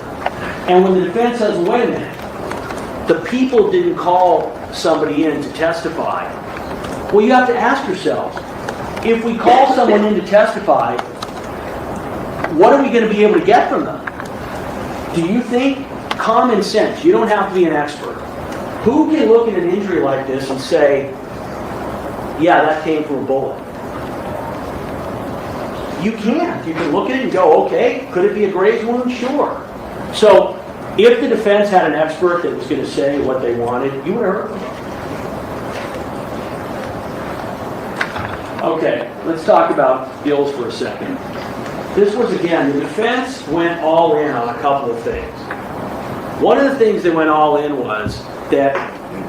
You know what? Before he gets into this topic, you don't need to call an expert witness to testify to things that should be within the kin of the jury. And I think that, as the chat's already saying it, common sense, you can look at that. Anyone in a fist fight can tell you that that's not from a bullet.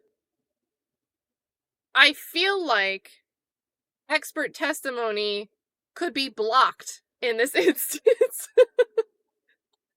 Oh my goodness. If there were casings at the scene, LAPD would have found them. Well, they didn't realize that the prop gun put out casings as well, and therefore the question isn't that LAPD missed the 9mm casings in this case. The issue is that without question, whether it was the 9mm or the prop gun, it would have left casings, and LAPD missed it.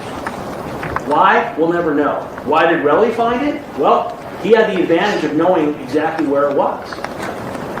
Same thing with Ills. Again, the plan was clearly from these witnesses, and particularly from 12E, we're going to build up the fact that Relly gave Ills a beatdown. This had to do with his strength, how strong he is. He's punching him in the fist. Remember the judge? I still think there's a difference between a closed fist and a regular fist. But the judge, if you remember, when I mentioned closed fist, the judge said, well, a fist is a fist. It doesn't really matter. Their testimony was, and even today, you've got the defense saying how Relly is landing haymakers on Ills. They said that he was bleeding. Oh, I'm sorry about the caption. Okay? Relly's a big guy. He's very strong. They said he was punched in the face at least 3 times. Well, I guess they didn't realize we were going to have a video the next day, less than 24 hours later. And this is from the video.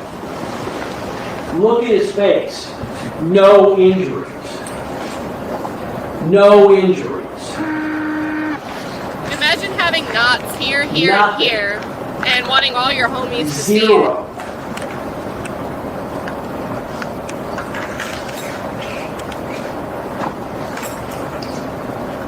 Still photo from the video. Nothing. That is not the face of somebody that was punched in the face repeatedly, But it was given a like this. beating I don't know. by How do a we know where it large, was strong standing? man less than 24 hours before.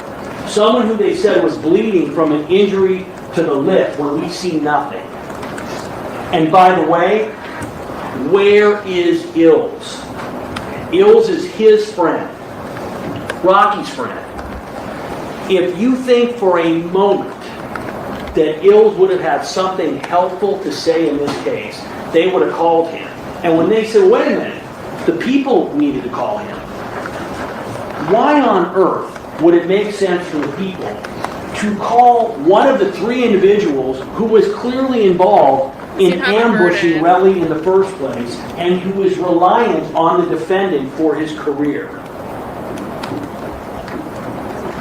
If Ills had anything helpful, they would have called him. Objection. Overruled.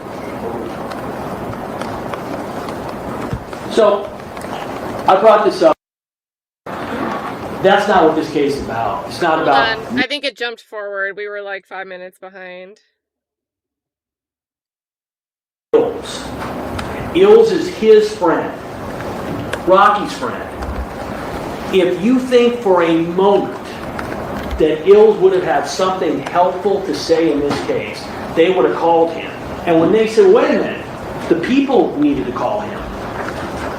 Why on earth would it make sense for the people to call one of the three individuals who was clearly involved in ambushing Relly in the first place and who was reliant on the defendant for his career? If Ills had anything helpful, they would have called him. Objection. Overruled. So, I brought this up in voir dire, and this is really important, an idea that I wanted to make sure you guys understand. We mentioned that we might have to be a little bit aggressive on cross-examination. And I wanted to make sure, and I asked you all in advance, hey, listen, if we have to be aggressive in cross-examination with witnesses, are you going to hold that against us? You all said that you wouldn't. Oh my god, what? Is this standard? Is this like a standard thing? Lawyers in the chat, is this a standard question? Because all I'm picturing is, can you tolerate it if I rant and rave? Now, whether you all found Mr. Przlenek to be too aggressive, too loud, too mean, I can't control this man. I could try, but it's impossible. And again, I make that joke because obviously, I'm an intense guy. This is a serious situation we're in. And Mr. Kakapina got up here, he explained to you what it's like to be a defense attorney, what it's like to have what he says an innocent client. Let me tell you something. I want you to imagine right now that someone you cared about was a victim.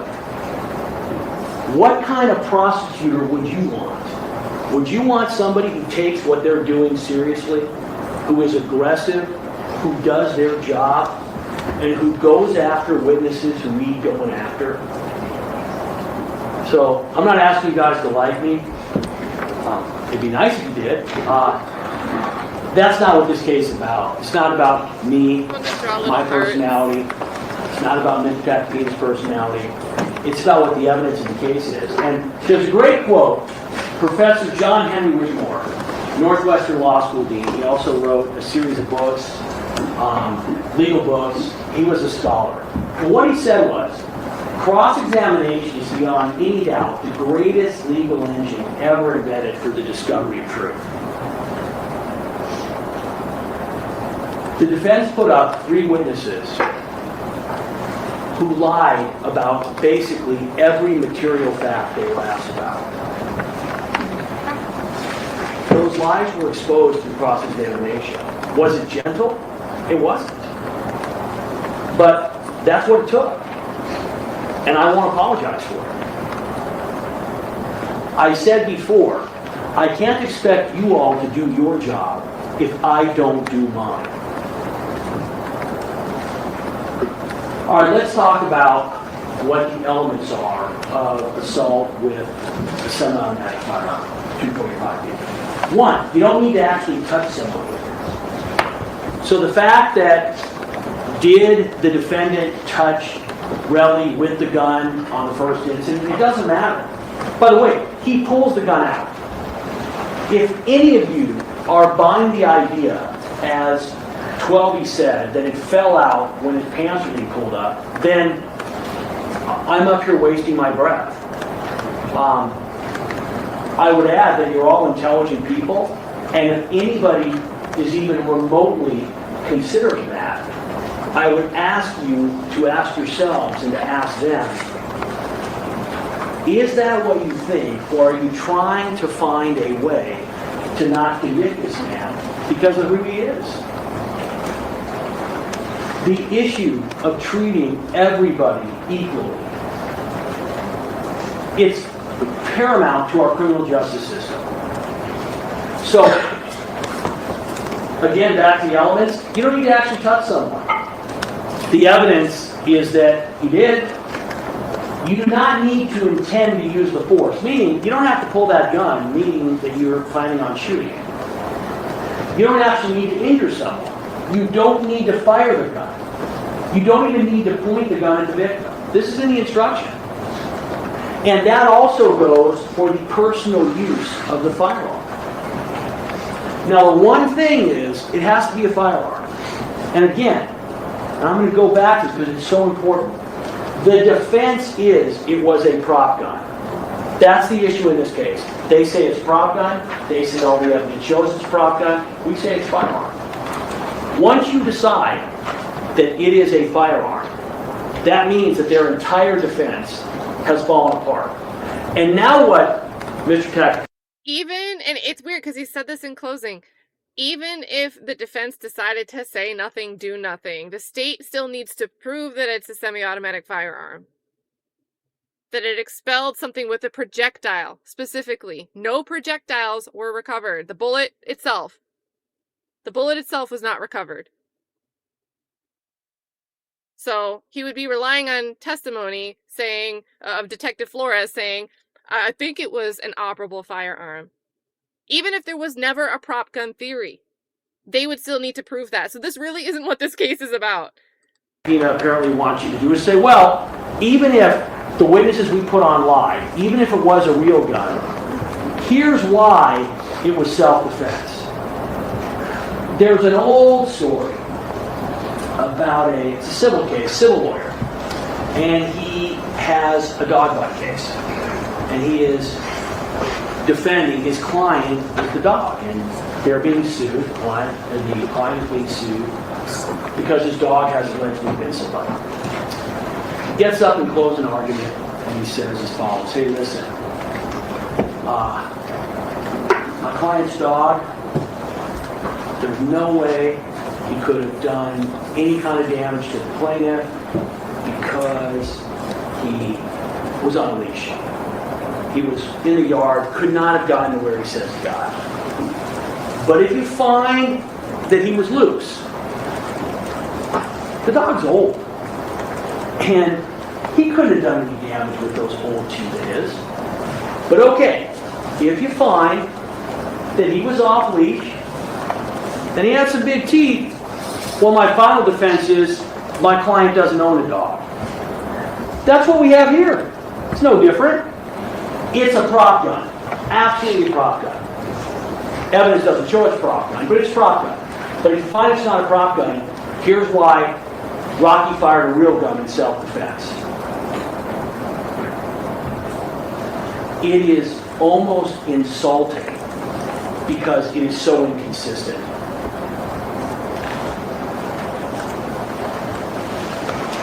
So when a defendant equips and positions himself to carry out a battery, he has the present ability required, even if some steps remain to be taken. This is basically saying once he's taken that gun out and he's committed the assault, when that gun comes out, at that point in time, the assault's done. So this is the 3470, the right to self-defense. And this is really important. Because remember, it only applies if it is a real gun and not a prop gun. But it's a little more than that. What it basically says is you have to show that they are acting in lawful self-defense or a defense of another. The defense position in this case is that the defendant was acting to protect Relly and Gills. But it's more than that, okay? So basically they're saying that defendant believed that he, Gills, and Twelby were in imminent danger, okay, of suffering bodily injury. And by the way, and you all know this, if someone is in danger of being touched unlawfully, you can't shoot them. Okay? You don't have to actually go through jury instructions to figure that out. Okay? If I go and I slap one of you guys, you can't shoot me. And why is that? Because he's got to believe that the immediate use of force was necessary to defend against the danger and that it was no more force than was reasonably necessary to defend against the danger. So what does all this mean? Well, they're basically claiming that the defendant used a prop gun, which means self-defense doesn't apply. So as soon as you find that out, you're done. But they're also arguing, hey, if you find, well, then it was a gun, even though that's not our argument. And Mr. Tacopina wouldn't come out and say it. But that's what the law is. If you don't believe me, you can ask the judge. Self-defense only applies in this case if it's a real gun. And the problem is, it also only applies if the force used was no more than reasonably necessary to defend against that danger. And now let's look at what that alleged danger is.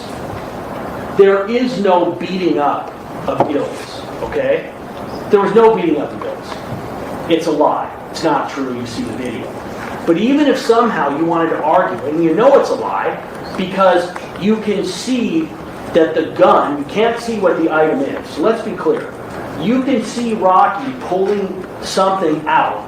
You can't tell what it is, but you can then see that what he takes, he ends up putting out in front of him and aiming and shooting. That is what prompts Relly to grab Ills. They say, well, he had to use, I guess, and Mr. Tech can never argue this. He can't because it's inconsistent with his theory. But the theory would have to be that Rocky ended up firing the gun at at Relly, because Ills was in imminent danger. What imminent danger? He's got no injury. It's made up. The defense is created. Didn't happen. Very important. Belief in future harm is not sufficient. So even if you somehow believe that Relly was going to cause future harm, it doesn't work. He has to have believed at the time that there was imminent danger of bodily injury. Imminent danger of bodily injury. Okay? That's what you need. It has to be reasonable, and he has to act because of that belief. You don't have it, ladies and gentlemen. That's why the defense didn't really argue it, because they are riding the boat. Their position is the dog was off the leash. Sorry, the dog was on the leash. Not that the dog had no teeth, and not that the guy didn't own the dog. But in the end, that's what their argument requires. You have to believe inconsistent defenses. It just doesn't work. Now again, the slightest touching, we're not talking about the slightest touching. They're basically saying that in the first incident, they're trying to argue that Relly is the aggressor when the facts in the video don't show it. Even if he grabbed his arm, no one says he has a weapon. You cannot pull a gun on somebody who doesn't have a weapon, who's not physically hurting you. You can't threaten him with a firearm. I mean, I don't have to explain that to you all. You understand that. You can't do it. It doesn't work. So we have the burden of proving that beyond a reasonable doubt. However, again, it doesn't come into existence until you find that it was a real gun. And once you find it's a real gun, it means their entire defense was fabricated. It wasn't true. Automatically. There was no way that it could be a real gun and the defense was not fabricated. Those are impossible. Those are mutually inconsistent possibilities. And when I say possibilities, meaning alternatives. So, a person who starts a fight has a right to self-defense. Relly did not start this fight. The defendant started this fight. And he has to actually, in good faith, he's got to try to stop fighting, which he doesn't. He's the aggressor. Both incidents. And in no way is element 2 satisfied either. So you can play games debating how a self-defense claim that the defense is not even relying on doesn't apply to the case. But you know that. Their defense is, no question, it's prop gun. person also cannot claim self-defense if they are the one that provokes a fight or quarrel with the intent to create an excuse to use force. And that's what happened here. Relly didn't even use any force. Basically, the defendant assaults him with a firearm because he's mad at him. Shoots at him again because either Relly said something or he's still angry. So, in the end, the statements, Terrell gave a lot of statements in this case. And about all the issues that matter, he was consistent. Now, they want to say, but wait a minute. He originally said it was 3 to 4 shots. And imagine for a second. Remember, he doesn't know in advance the defendant is going to shoot. So his memory, and you can all, it's not hard to imagine, you're in a situation where you believe you're fighting for your life. How do you know that Relly was fighting for his life? He's telling Wally he was fighting for his life. He's saying, defendant tried to take him from his daughter. He believes at the time the defendant has fired 3 or 4 shots. And when he talks to Wally, he says 5 shots. That doesn't matter. That's not a question of credibility, and here's why. If Relly were making this up, and remember what they're saying, they're also saying that Relly had to have planted the 9mm casings. Okay? And let's talk about that for a second, because it's important. They are saying, hey, listen, Relly was out here 2 weeks before this shooting, and we don't know that he went back home. So apparently, Relly planned this out in advance. He got 9mm casings from when he went target shooting, knowing that 2 weeks later the defendant would be upset with him, would text him repeatedly, and would assault him with a 9mm firearm, and he would have casings ready to put at the scene. But just to make it extra difficult, he's going to tell the cops, you know what, I got shot 3 or 4, there were 3 or 4 gunshots, but he's only going to turn in 2 casings. So remember, if he's making up this whole thing, which of course he isn't, he is certainly going to produce the amount of casings at the scene that he is saying happened. That's an irrefutable concept. And that's not what occurs. And the idea that somehow Relly is Nostradamus and knows all these things are going to happen. And let's look at what would have had to have occurred. It's 10 p.m. on a Saturday night in Hollywood.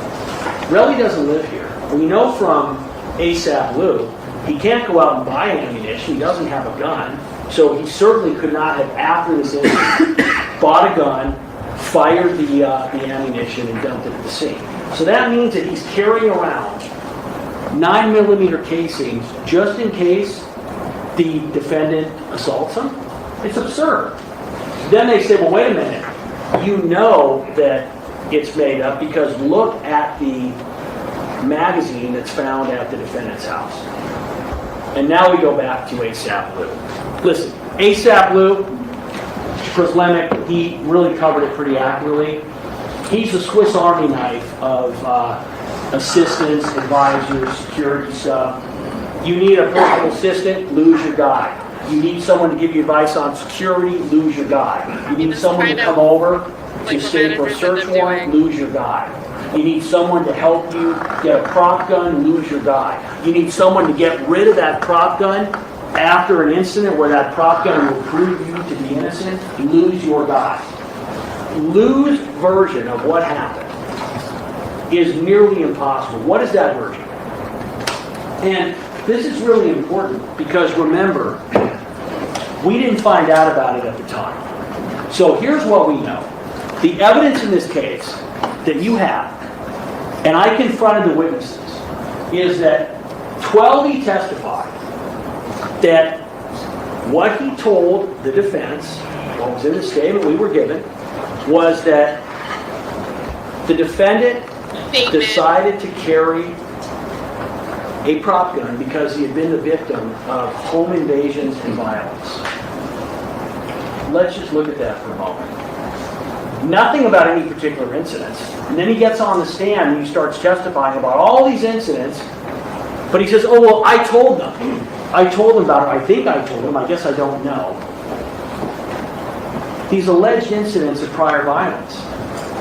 And supposedly there's a security person. Just think about this for a moment. 12, testifies that the defendant and he were stabbed at a club with a knife. That there's been a crazy stalker inside the defendant's house. That he's been the victim of other violence. And we're to believe that a security consultant said, hey, you know what you should do? You should carry a fake gun. Because individuals who are going to, and by the way, a home invasion, defense counsel, wait a minute, it's different when you're at your home.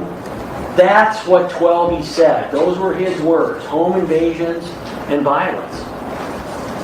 Someone comes in your home. How is a prop gun going to help you? How is a prop gun going to help you against anybody? As soon as you pull a prop gun on somebody, they are going to believe that that prop gun is real. And if they have their own weapon, out of necessity, they're going to have to fire back.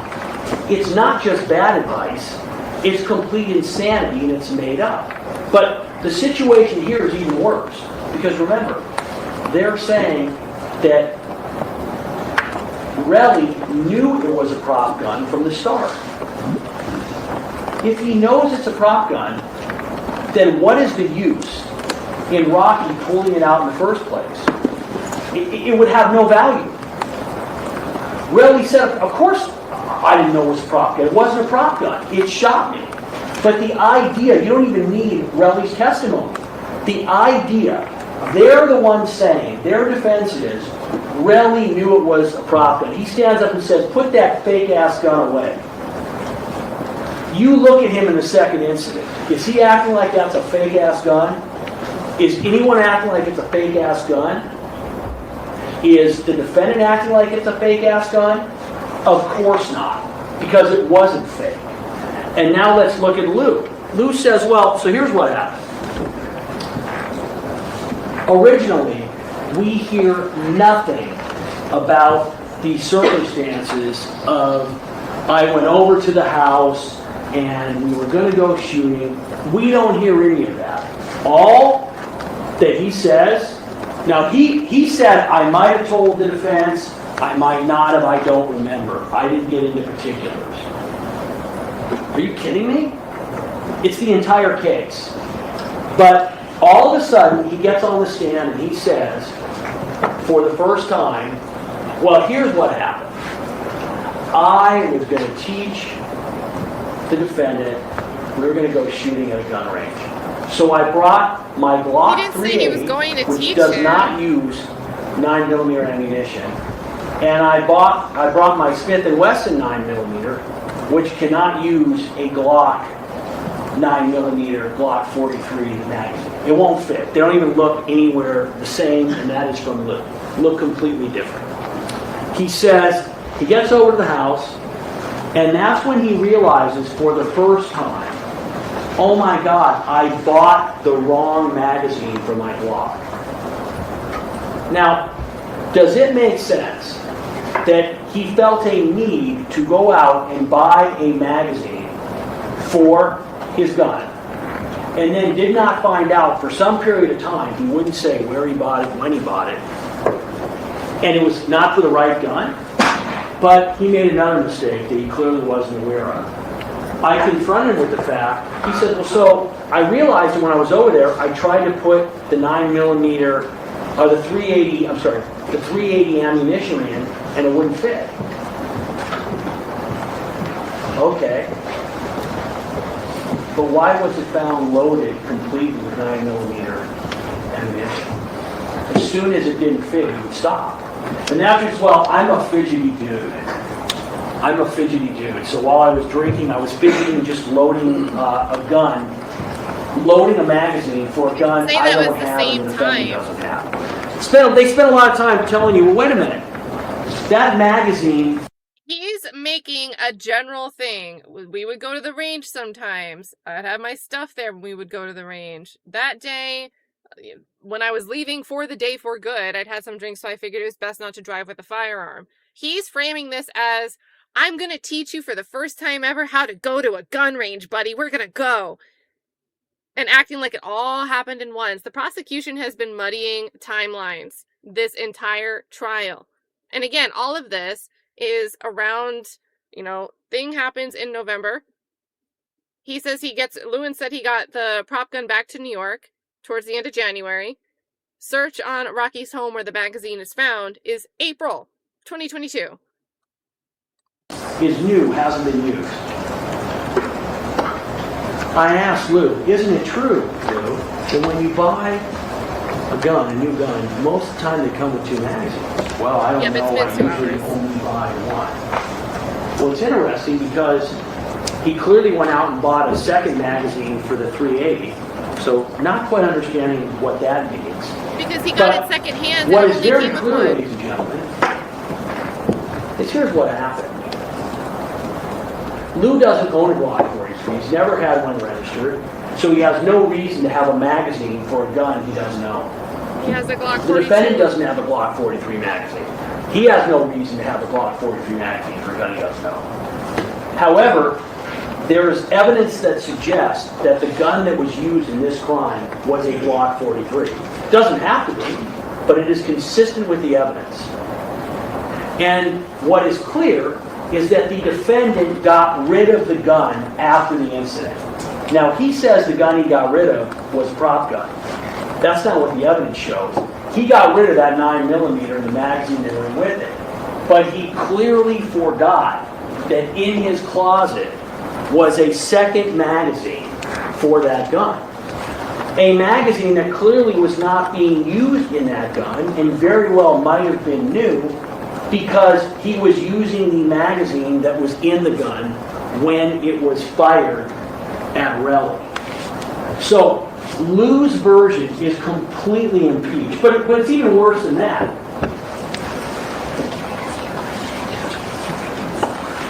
So they apparently have this information. Twelby and Lou have information about this prop gun that will completely prove that the defendant did not commit this crime.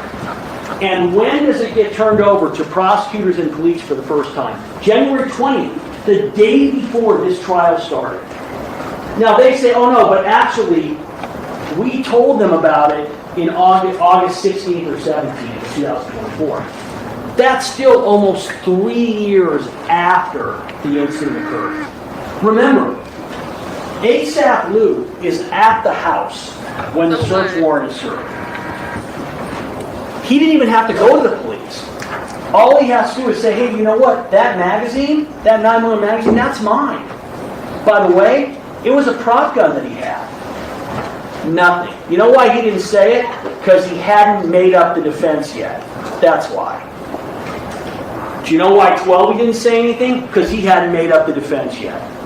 That's what the evidence shows. And then what happened? Literally on February 9th, the morning that Lou was going to testify, we are given information. Oh, it turns out that Lou gave the gun to somebody in New York. And that's why they don't have the gun. Now remember, we're finding this out on what is basically the last day of the trial.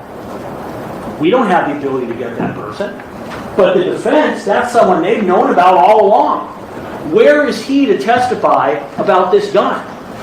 They're saying we have to bring this person out here when there's no reason to believe that anything that person is going to say is true. But we're supposed to bring that person out here who we don't even know exists to prove that it's not a prop gun. I'm sorry, that it's not a prop gun when that's their witness. Do you not think for a moment that if that witness could have withstood cross-examination, they would have brought him out here? Of course they would have. And how do you know that any of this is true? Because you're instructed on it. So the defense spent a long time attacking me, primarily me, attacking Relic. Where is the instruction about evidence that I ended up fabricating. It says, if the defendant tried to hide evidence or discourage someone from testifying against him, that conduct may show that he was aware of his guilt. What does that mean? That instruction is because the defendant, by his own, meaning the defense admission, through their witnesses, is that the defendant got rid of the prop gun.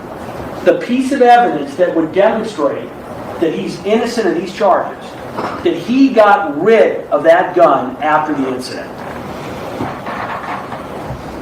The judge isn't going to give that instruction unless that instruction is something you can consider. Not going to do it. What does it say? If the defendant tried to hide evidence or discourage someone from testifying against him, that conduct may show that he was aware of his guilt. If you conclude that the defendant made such an attempt, it is up to you to decide its meaning and importance. However, evidence of such an attempt cannot prove guilt by itself. So in other words, just because the defendant got rid of the gun, that's not enough to prove to you by itself that the defendant is guilty of these crimes. But when you put it with everything else, it is a huge piece of evidence. If someone other than the defendant tried to create false evidence, provide false testimony, or conceal or destroy evidence, that conduct may show the defendant was aware of his guilt. But only if the defendant was present and knew about that conduct, or if not present, authorized the other person's actions. Not for nothing, but if he really believed this, why wouldn't he have brought some type of charge against Lewin? Circumstantially, the evidence suggests that ASAP Lou and Twelvey and Wally are not doing this on their own. The evidence, the direct evidence from Wally is that he talked to the defendant immediately afterwards, their conversation. The idea that ASAP Lou and ASAP Twelvey were not having repeated conversations about this incident strains any even idea of reality. You all know that's not true. Of course they talked about it. Obviously, it's a huge incident that occurred. So that is an instruction you were given. It doesn't say anything about Relly. There's no instruction like that for Relly in this case. Flight. If the defendant fled immediately after the crime was committed, that conduct may show that he was aware of his guilt. What does that mean? After the incident, guys, the second incident, he takes off. If it is in fact, if it was simply a prop gun, why is he running? Why is Twelvey running? Why are they getting out of there? Why are they getting rid of the gun? I mean, I'm trying to argue, you guys, why is the sky blue? And I hope that when you're listening to it, I hope you're all understanding this is not a complicated, complex case. In the end, the evidence in this case, almost all of it, it's not circumstantial. So the video is direct evidence. Direct evidence of what happened. The testimony of the witnesses is direct evidence. Relly's statement on the call is direct evidence. The testimony, as incredible and unreliable as it is, of Wally, of Twelvey, and of ASAP Lou is direct evidence. This is not a circumstantial evidence case. About the only circumstantial evidence in this case that you have that matters is circumstantially we have to prove that the defendant pointed the gun at Relly in the first incident because we don't have it on video. But we've got his gun being pulled out, we have his gun in front of him, and we have Relly in that position. We have him fighting with Relly right before and fighting with him right after. So the only reasonable interpretation of that circumstantial evidence is what you're seeing. Defendant's failure to call logical witnesses. This is really important. I've mentioned this before. Every argument that the defense made The defense, and again, I'm not blaming Mr. Tacopina. The witnesses got up here and lied. Mr. Tacopina gets a statement from the witnesses. The witnesses say what they're going to say. He calls them. Mr. Tacopina does not vouch for his witnesses, meaning, just as we don't. We call witnesses, and those witnesses testify, and you evaluate them. However, it is... You kind of do vouch for witnesses, though, when your case is based on witness statements, what a witness reports, and without that, you wouldn't be able to bring this case. So that's not quite true. Certainly legitimate that all these individuals that the defense is saying, why didn't the people call them? Those are witnesses that they are saying we have to introduce to disprove their fabricated defense, which we don't have the ability to do because they control that evidence and information. They've got the prop gun. We don't. They have these witnesses they don't tell us about. We don't. We have proven that this was not a prop gun in every way that we can. It defies common sense, it defies logic, and it defies all the other evidence that we consider. Now listen, I'm not blaming the defense for what they've come up with. When life gives you lemons, you make lemonade. Okay? That's what they've tried to do. They have tried to take a case, and they got bad luck. Imagine, guys, for a second, if we didn't have those video cameras. Imagine what the defense would be. Well, you can't show anything happening. This is all made up. You got nothing. But we have the video. We have the gunshots. That's bad luck for the defendant. And again, that's the situation he made. That's his luck. Now, one of the things that's going to happen is you're going to go back there. And we talked a little bit about this before. Let's assume that somebody, when you go back there, starts saying, what if, isn't it possible that, could this have happened? You are not allowed to speculate outside the evidence. That also goes for things like, well, gosh, what if Rocky gets prison on this case? I don't want to go to prison. If any one of you feel that yourselves, you need to let the court know, I can't serve as a juror on this case. That's okay. Some of you during voir dire at points said, I don't know about certain things. And if you remember, the judge told different jurors, hey, listen, if at any point in time you cannot live up to your oath, let the judge know. If one of the rest of you decide, I'll give you an example. Let's say someone goes back there and they say, you know what, I really dislike DBA Lewin. I don't like him. I didn't like him when I saw him. He's obnoxious, etc. Whatever. If that is what you are basing your verdict on, it's improper. It's misconduct. If someone says, I'm never going to convict on a case because I don't like Lewin. If it's you, and you can't get past it, you need to report yourself to the court. If it's someone else, they need to do it. We don't know if misconduct happens unless you let the court know about it. So if people, yourself, others are not living up to their responsibilities, you need to let everybody know. That goes the same for the celebrity issue. Okay? The defendant should not be convicted because he's a celebrity. But he also should not be acquitted because he's a celebrity. He should not be acquitted because he's got a lovely family. He should not be acquitted because he's successful and wealthy. He should not be acquitted because he can go out there and entertain people and make millions of dollars. Those are factors I'm not just recommending, you're not allowed to consider those factors. All you're doing is you're going to weigh the evidence in this case and you're going to come to your decision. Reasonable doubt in this case. So, proof beyond a reasonable doubt is proof that leaves you with an abiding conviction that the charge is true. The evidence need not eliminate all possible doubt because everything in life is open to some possible or imaginary doubt. What does that mean? Well, it simply means that you're going back and you're going to look and you're going to say to yourselves, okay, here's the case that people presented. The people have presented evidence that the defendant used a real gun. Have we proven that it was a real gun? Not just from our case, but from the evidence that the defense put on as well. They've argued this is a prop gun.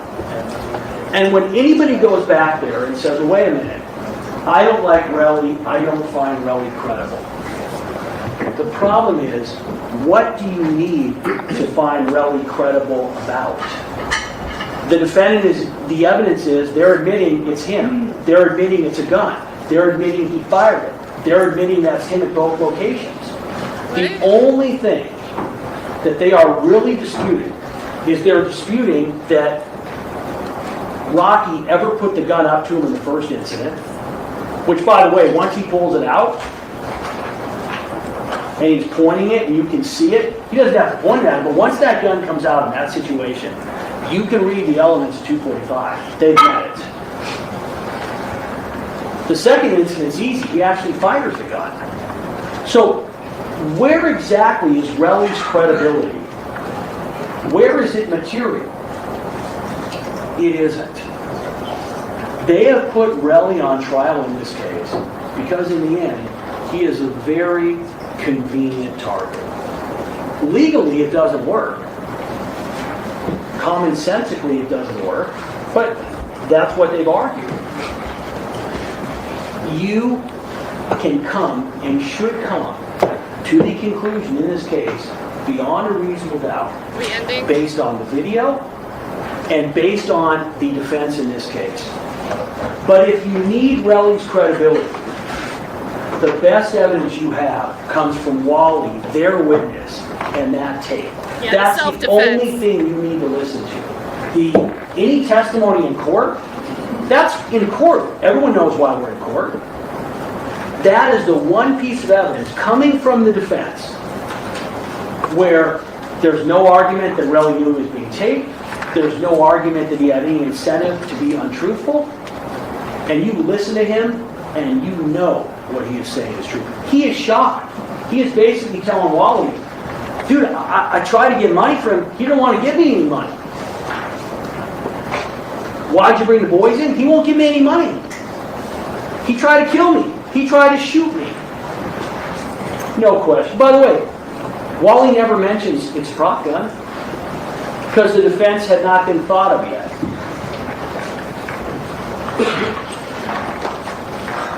We started off in this case very early on. It's also crazy because there is still a statute where you can face criminal charges, maybe not as serious as assault with a semi-automatic firearm, but you can still face charges if you come out and say, hey, I shot a less than lethal weapon at somebody, and perhaps use it in a potentially deadly manner. So for example, if they knew it was some type of proper starter, but they were arguing about blanks, but Relly's saying it was pointed right up against him, that could be a less than deadly weapon being used in a deadly manner because blanks can kill at close range. Think of Brandon Lee. So this implication that he should have gone to police and said he did something that could still be charged as something criminal is just really wrong. I think it's really wrong. We started out with a situation with Boomer. And Boomer is a very important illustration of the difference between what's reasonable and what's possible. And as you remember,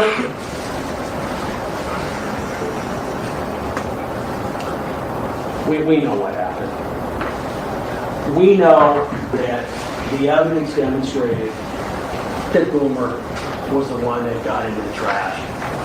And the evidence has demonstrated in this case, beyond any reasonable doubt whatsoever, that the defendant Team Mayers that on November 6th, 2021, he committed these crimes. I'm going to end with this. We've done our job in this case. We have. We've put on more than enough evidence through our case, through the cross-examination of witnesses. We've done our job. I'm going to ask you all to do yours, whether you want to convict the defendant or not, based on the evidence. That's what you're compelled to do, because we can't have individuals, you can't have it, deciding that because they're angry or they're upset or they've been disrespected, that they're going to be allowed to go out and shoot at people on the street on a busy Saturday night. We cannot have it. As you go back there, and I'm going to say this again, the first thing that I would ask you to do is to decide, was this a prop gun or not?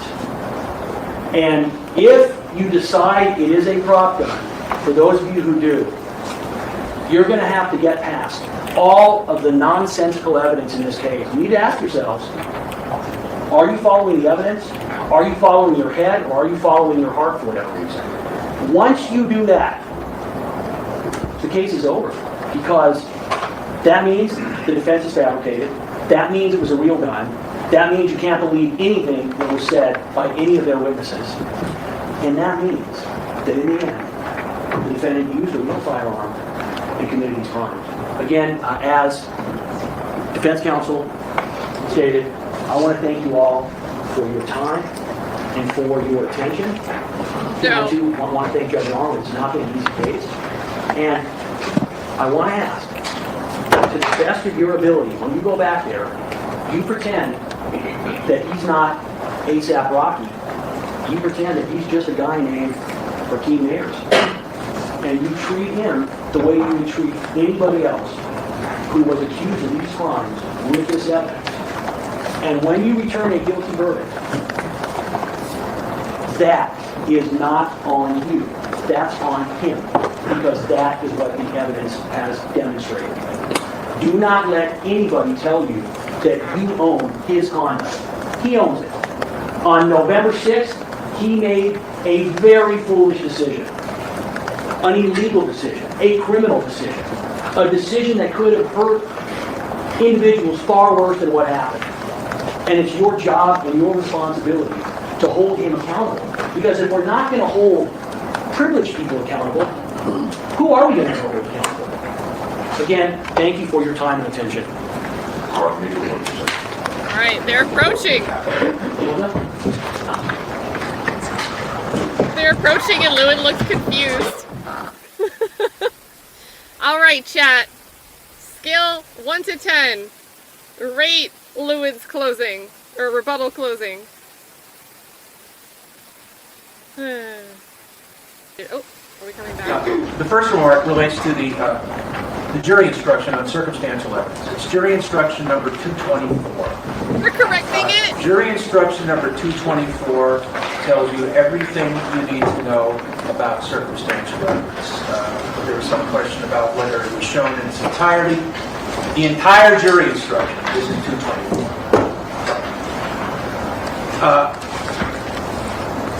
Another thing I want to mention to you is I think it is very obvious that everyone at that table left it all out on the field. Everybody put out 150%. I think that's very correct. I want to hopefully focus your duties by kind of summarizing something that both sides have mentioned to you. All right. The people have the burden to prove beyond a reasonable doubt that the gun was real. If the people have not proven beyond a reasonable doubt that Mr. Mayers used a real 9mm, then the verdict is not guilty. If you do find that the evidence, that the gun was real, then you look at the 5 elements that are listed for assault with a semi-automatic pistol. That's jury instruction 875. You have to decide whether those elements, all 5 elements, have been proven beyond a reasonable doubt. Then also you can consider the jury instructions on self-defense and the defense of others. You have that jury instruction as well. So I'm hoping that this assists you in kind of focusing how you deliberate. All right, I'm going to read the 2 final jury instructions. When I'm finished with this, I'm going to send you to where you're going to be deliberating. You won't be deliberating in the jury deliberation room here for this court. You'll be deliberating in the deliberation room that is from my court, which is Department 115 on the 11th floor. So when I release you, I'd like you to go to the 11th floor and go to Department 115. Department 115, it's right there when you get off the elevators. And Alex will meet you up there. He'll escort you into the jury deliberation room. You can take all of your materials, you can set them down, and you can leave for the day. On Tuesday, you must be here by 9 a.m. Jury deliberations start at 9 a.m. And when you show up on Tuesday, you're to gather outside the courtroom doors of Department 115 on the 11th floor. Did you want to say something? Yes. Same thing? That's not too much of a problem. Can we start at 9:30? If possible. And everyone's okay with that? Is that what you all want? All right, I'm seeing nods. Yeah, all right, 9:30. Everybody's willing to come in All right, early or here are the late? final 2 jury instructions. When you go to the jury room, the first thing you should do is choose a foreperson. The foreperson should see to it that your discussions are carried on in an organized way and that everyone has a fair chance to be heard. It is your duty to talk with one another and to deliberate in the jury room. You should try to agree on a verdict if you can. Each of you must decide the case for yourself, but only after you have discussed the evidence with the other jurors. Do not hesitate to change your mind if you become convinced that you are wrong, but do not change your mind just because other jurors disagree with you. Keep an open mind and openly exchange your thoughts and ideas about this case. Stating your opinions too strongly at the beginning or immediately announcing how you plan to vote may interfere with an open discussion. Please treat one another courteously. Your role is to be an impartial judge of the facts, not to act as an advocate for one side or the other. As I told you at the beginning of the trial, do not talk about the case or about any of the people or any subject involved in it with anyone, including but not limited to your spouse or other family, or friends, spiritual leaders or advisors or therapists. You must discuss the case only in the jury room and only when all jurors are present. Do not discuss your deliberations with anyone. Do not communicate using social media during your deliberations. It is very important that you not use the internet in any way in connection with this case during your deliberations. During the trial, several items were received into evidence as exhibits. You may examine whatever exhibits you think will help you in your deliberations. These exhibits will be sent into the jury room when you begin to deliberate. I made arrangements for a screen, a projection screen to be brought into the jury deliberation that's actually bigger than that. So if you want to review the videos, you'll be able to do that. We're going to need a clean computer though that they can use. You've got to connect the computer to the projector, which is connected to the screen. Mark, our audio visual guy, he can show you how to do that if necessary. If you need to communicate with me while you are deliberating, send a note through the bailiff signed by the foreperson or by one or more members of the jury. To have a complete record of this trial, it is important that you not communicate with me except by a written note. If you have questions, I will talk with the attorneys before I answer, so it may take some time. You should continue your deliberations while you wait for my answer. I will answer any questions in writing or orally here in open court. Do not reveal to me or anyone else how the vote stands on the question of guilt or issues in this case unless I ask you to do so. Your verdict on each count and the special finding of the firearm allegation must be unanimous. This means that to return a verdict, all of you must agree to it. Do not reach a decision by the flip of a coin or by any other similar act. It is not my role to tell you what your verdict should be. Do not take anything I said or did during the trial as an indication of what I think about the facts, the witnesses, or what your verdict should be. You must reach your verdict without any consideration of punishment. You will be given verdict forms. As soon as all jurors have agreed on a verdict, the foreperson must date and sign the appropriate verdict forms and notify the bailiff. If you are able to reach a unanimous decision on only one of the charges, fill in that verdict form only and notify the bailiff. Return any unsigned verdict form. To the alternate jurors, the jury will soon be deliberating, but you are still alternate jurors and you are bound by my earlier instructions about your conduct. Do not talk about the case or about any of the people or any subject involved in it with anyone, not even your family or friends, and not even with each other. Do not have any contact with the deliberating jurors. Do not decide how you would vote if you were deliberating. Do not form or express an opinion about the issues in this case unless you are substituted in for one of the deliberating jurors. Will the clerk please swear the bailiff? Yes, Your Honor. Please raise your right hand. Thank you. You solemnly state that you take charge of the jury and keep them together. You will not speak to them yourself, nor allow anyone else to speak to them on matters connected to this case, except by order of the court. When they have agreed on a verdict, you will return into court. Furthermore, that you take charge of the alternate jurors, keep them apart from the jury, whether delivering on cause, until otherwise instructed by the court, so help you God. Thank you. All right, the case is now yours. Alex is going to meet you on the 11th floor in front of Department 115. He will escort the 12 of you into the jury deliberation room. You can put your materials down, and then you can leave for the day. Remember, 9 o'clock Tuesday, 9:30 Tuesday, please be outside the courtroom doors, not here, Department 115 on the 11th floor. For the four alternates, I'd like you also to go up to the 11th floor now, and what I'm going to want you to do is to give Deputy Bennett your contact numbers. I assume you all have cell phones? All right, I'd like you to give Deputy Bennett your cell phone numbers so we can reach you in case we need you. And if we do call you, we're going to need you quickly.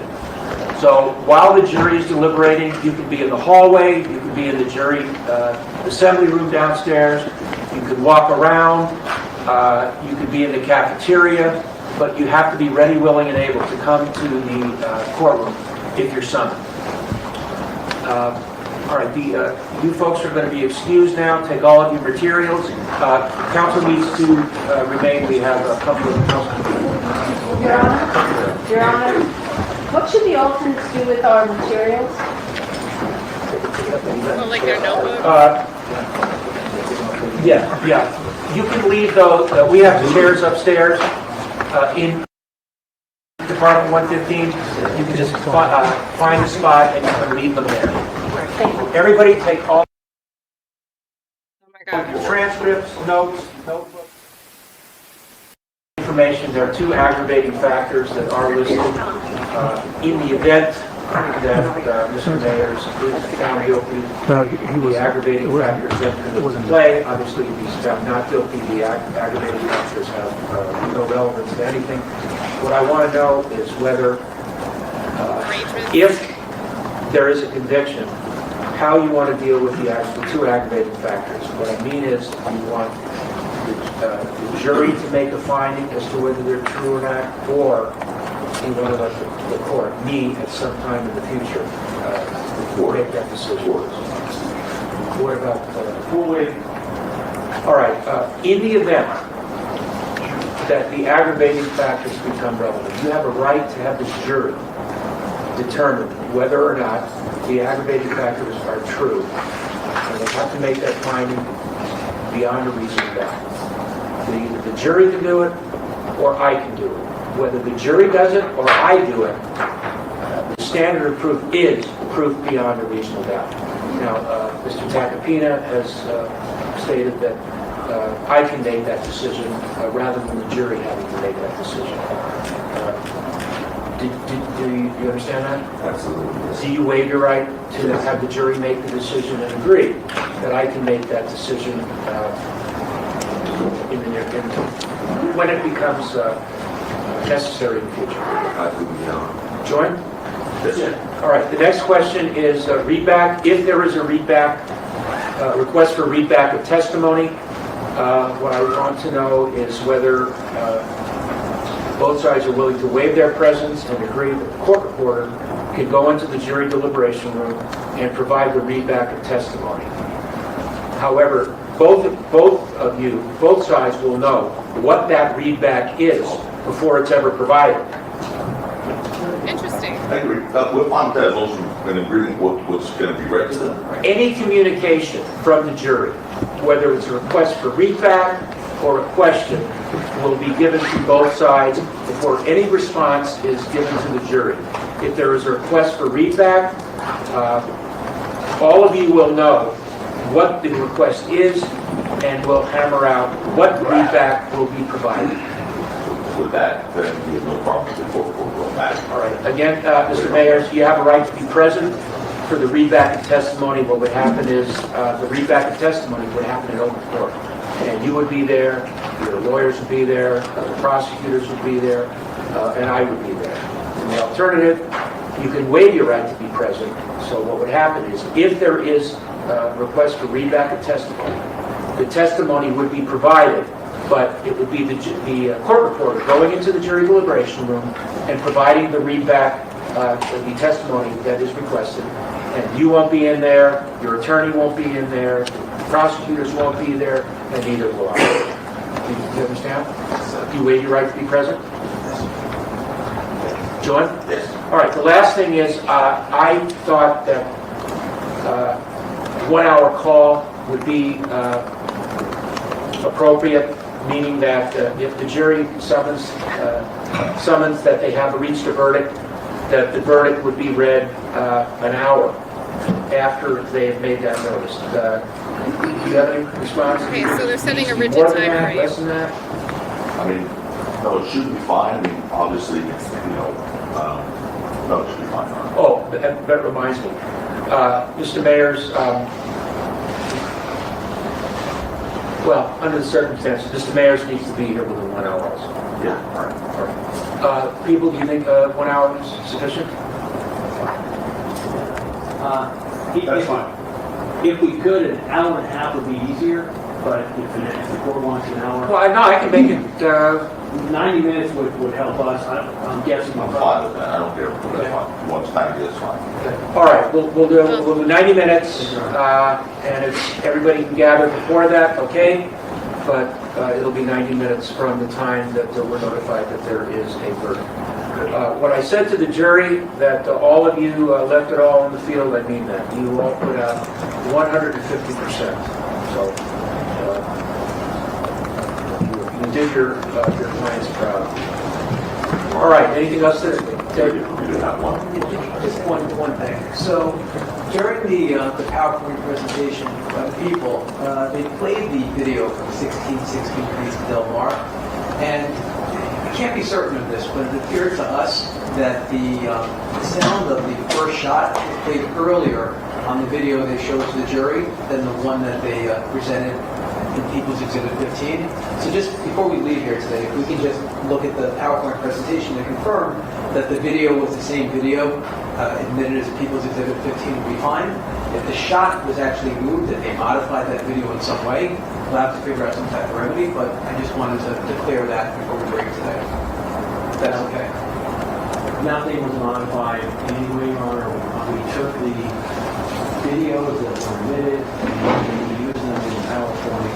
I do not believe that I need to sit down with counsel and go through. The court certainly within its authority in ruling that that is an insignificant issue. The court has seen the evidence that's been presented, so I'll leave it up to the court. The jury has the exhibits, so I'm going to deny that request. Your Honor, there was evidence on it's not an insignificant issue as to whether or not the shot occurred before Relly went to Hills. It's a significant issue in this case. In fact, the people now are letting us look at it, particularly after they tried to present an exhibit of knuckles that weren't in evidence. It's disconcerting. The court's not going to let us look at it. It is what it is. All right. I think that showing the exhibit of Relly's knuckles, I don't think that was intentional. It was an oversight. Mr. Lewin said it was an oversight. It was a mistake. We're all human beings. We make mistakes. The jury has the exhibits. The exhibits are what matters in this case, not the PowerPoint presentation. Where's Mr. Deputy? There he is. Oh, there you go. That's what. Did you want to bring anything up? No. Mr. Lewin, anything? Mr. Lewin? No, just a reminder on the Yeah, I forgot to ask that. Thank you. All right, we're off the record. That's a wrap. Thank you.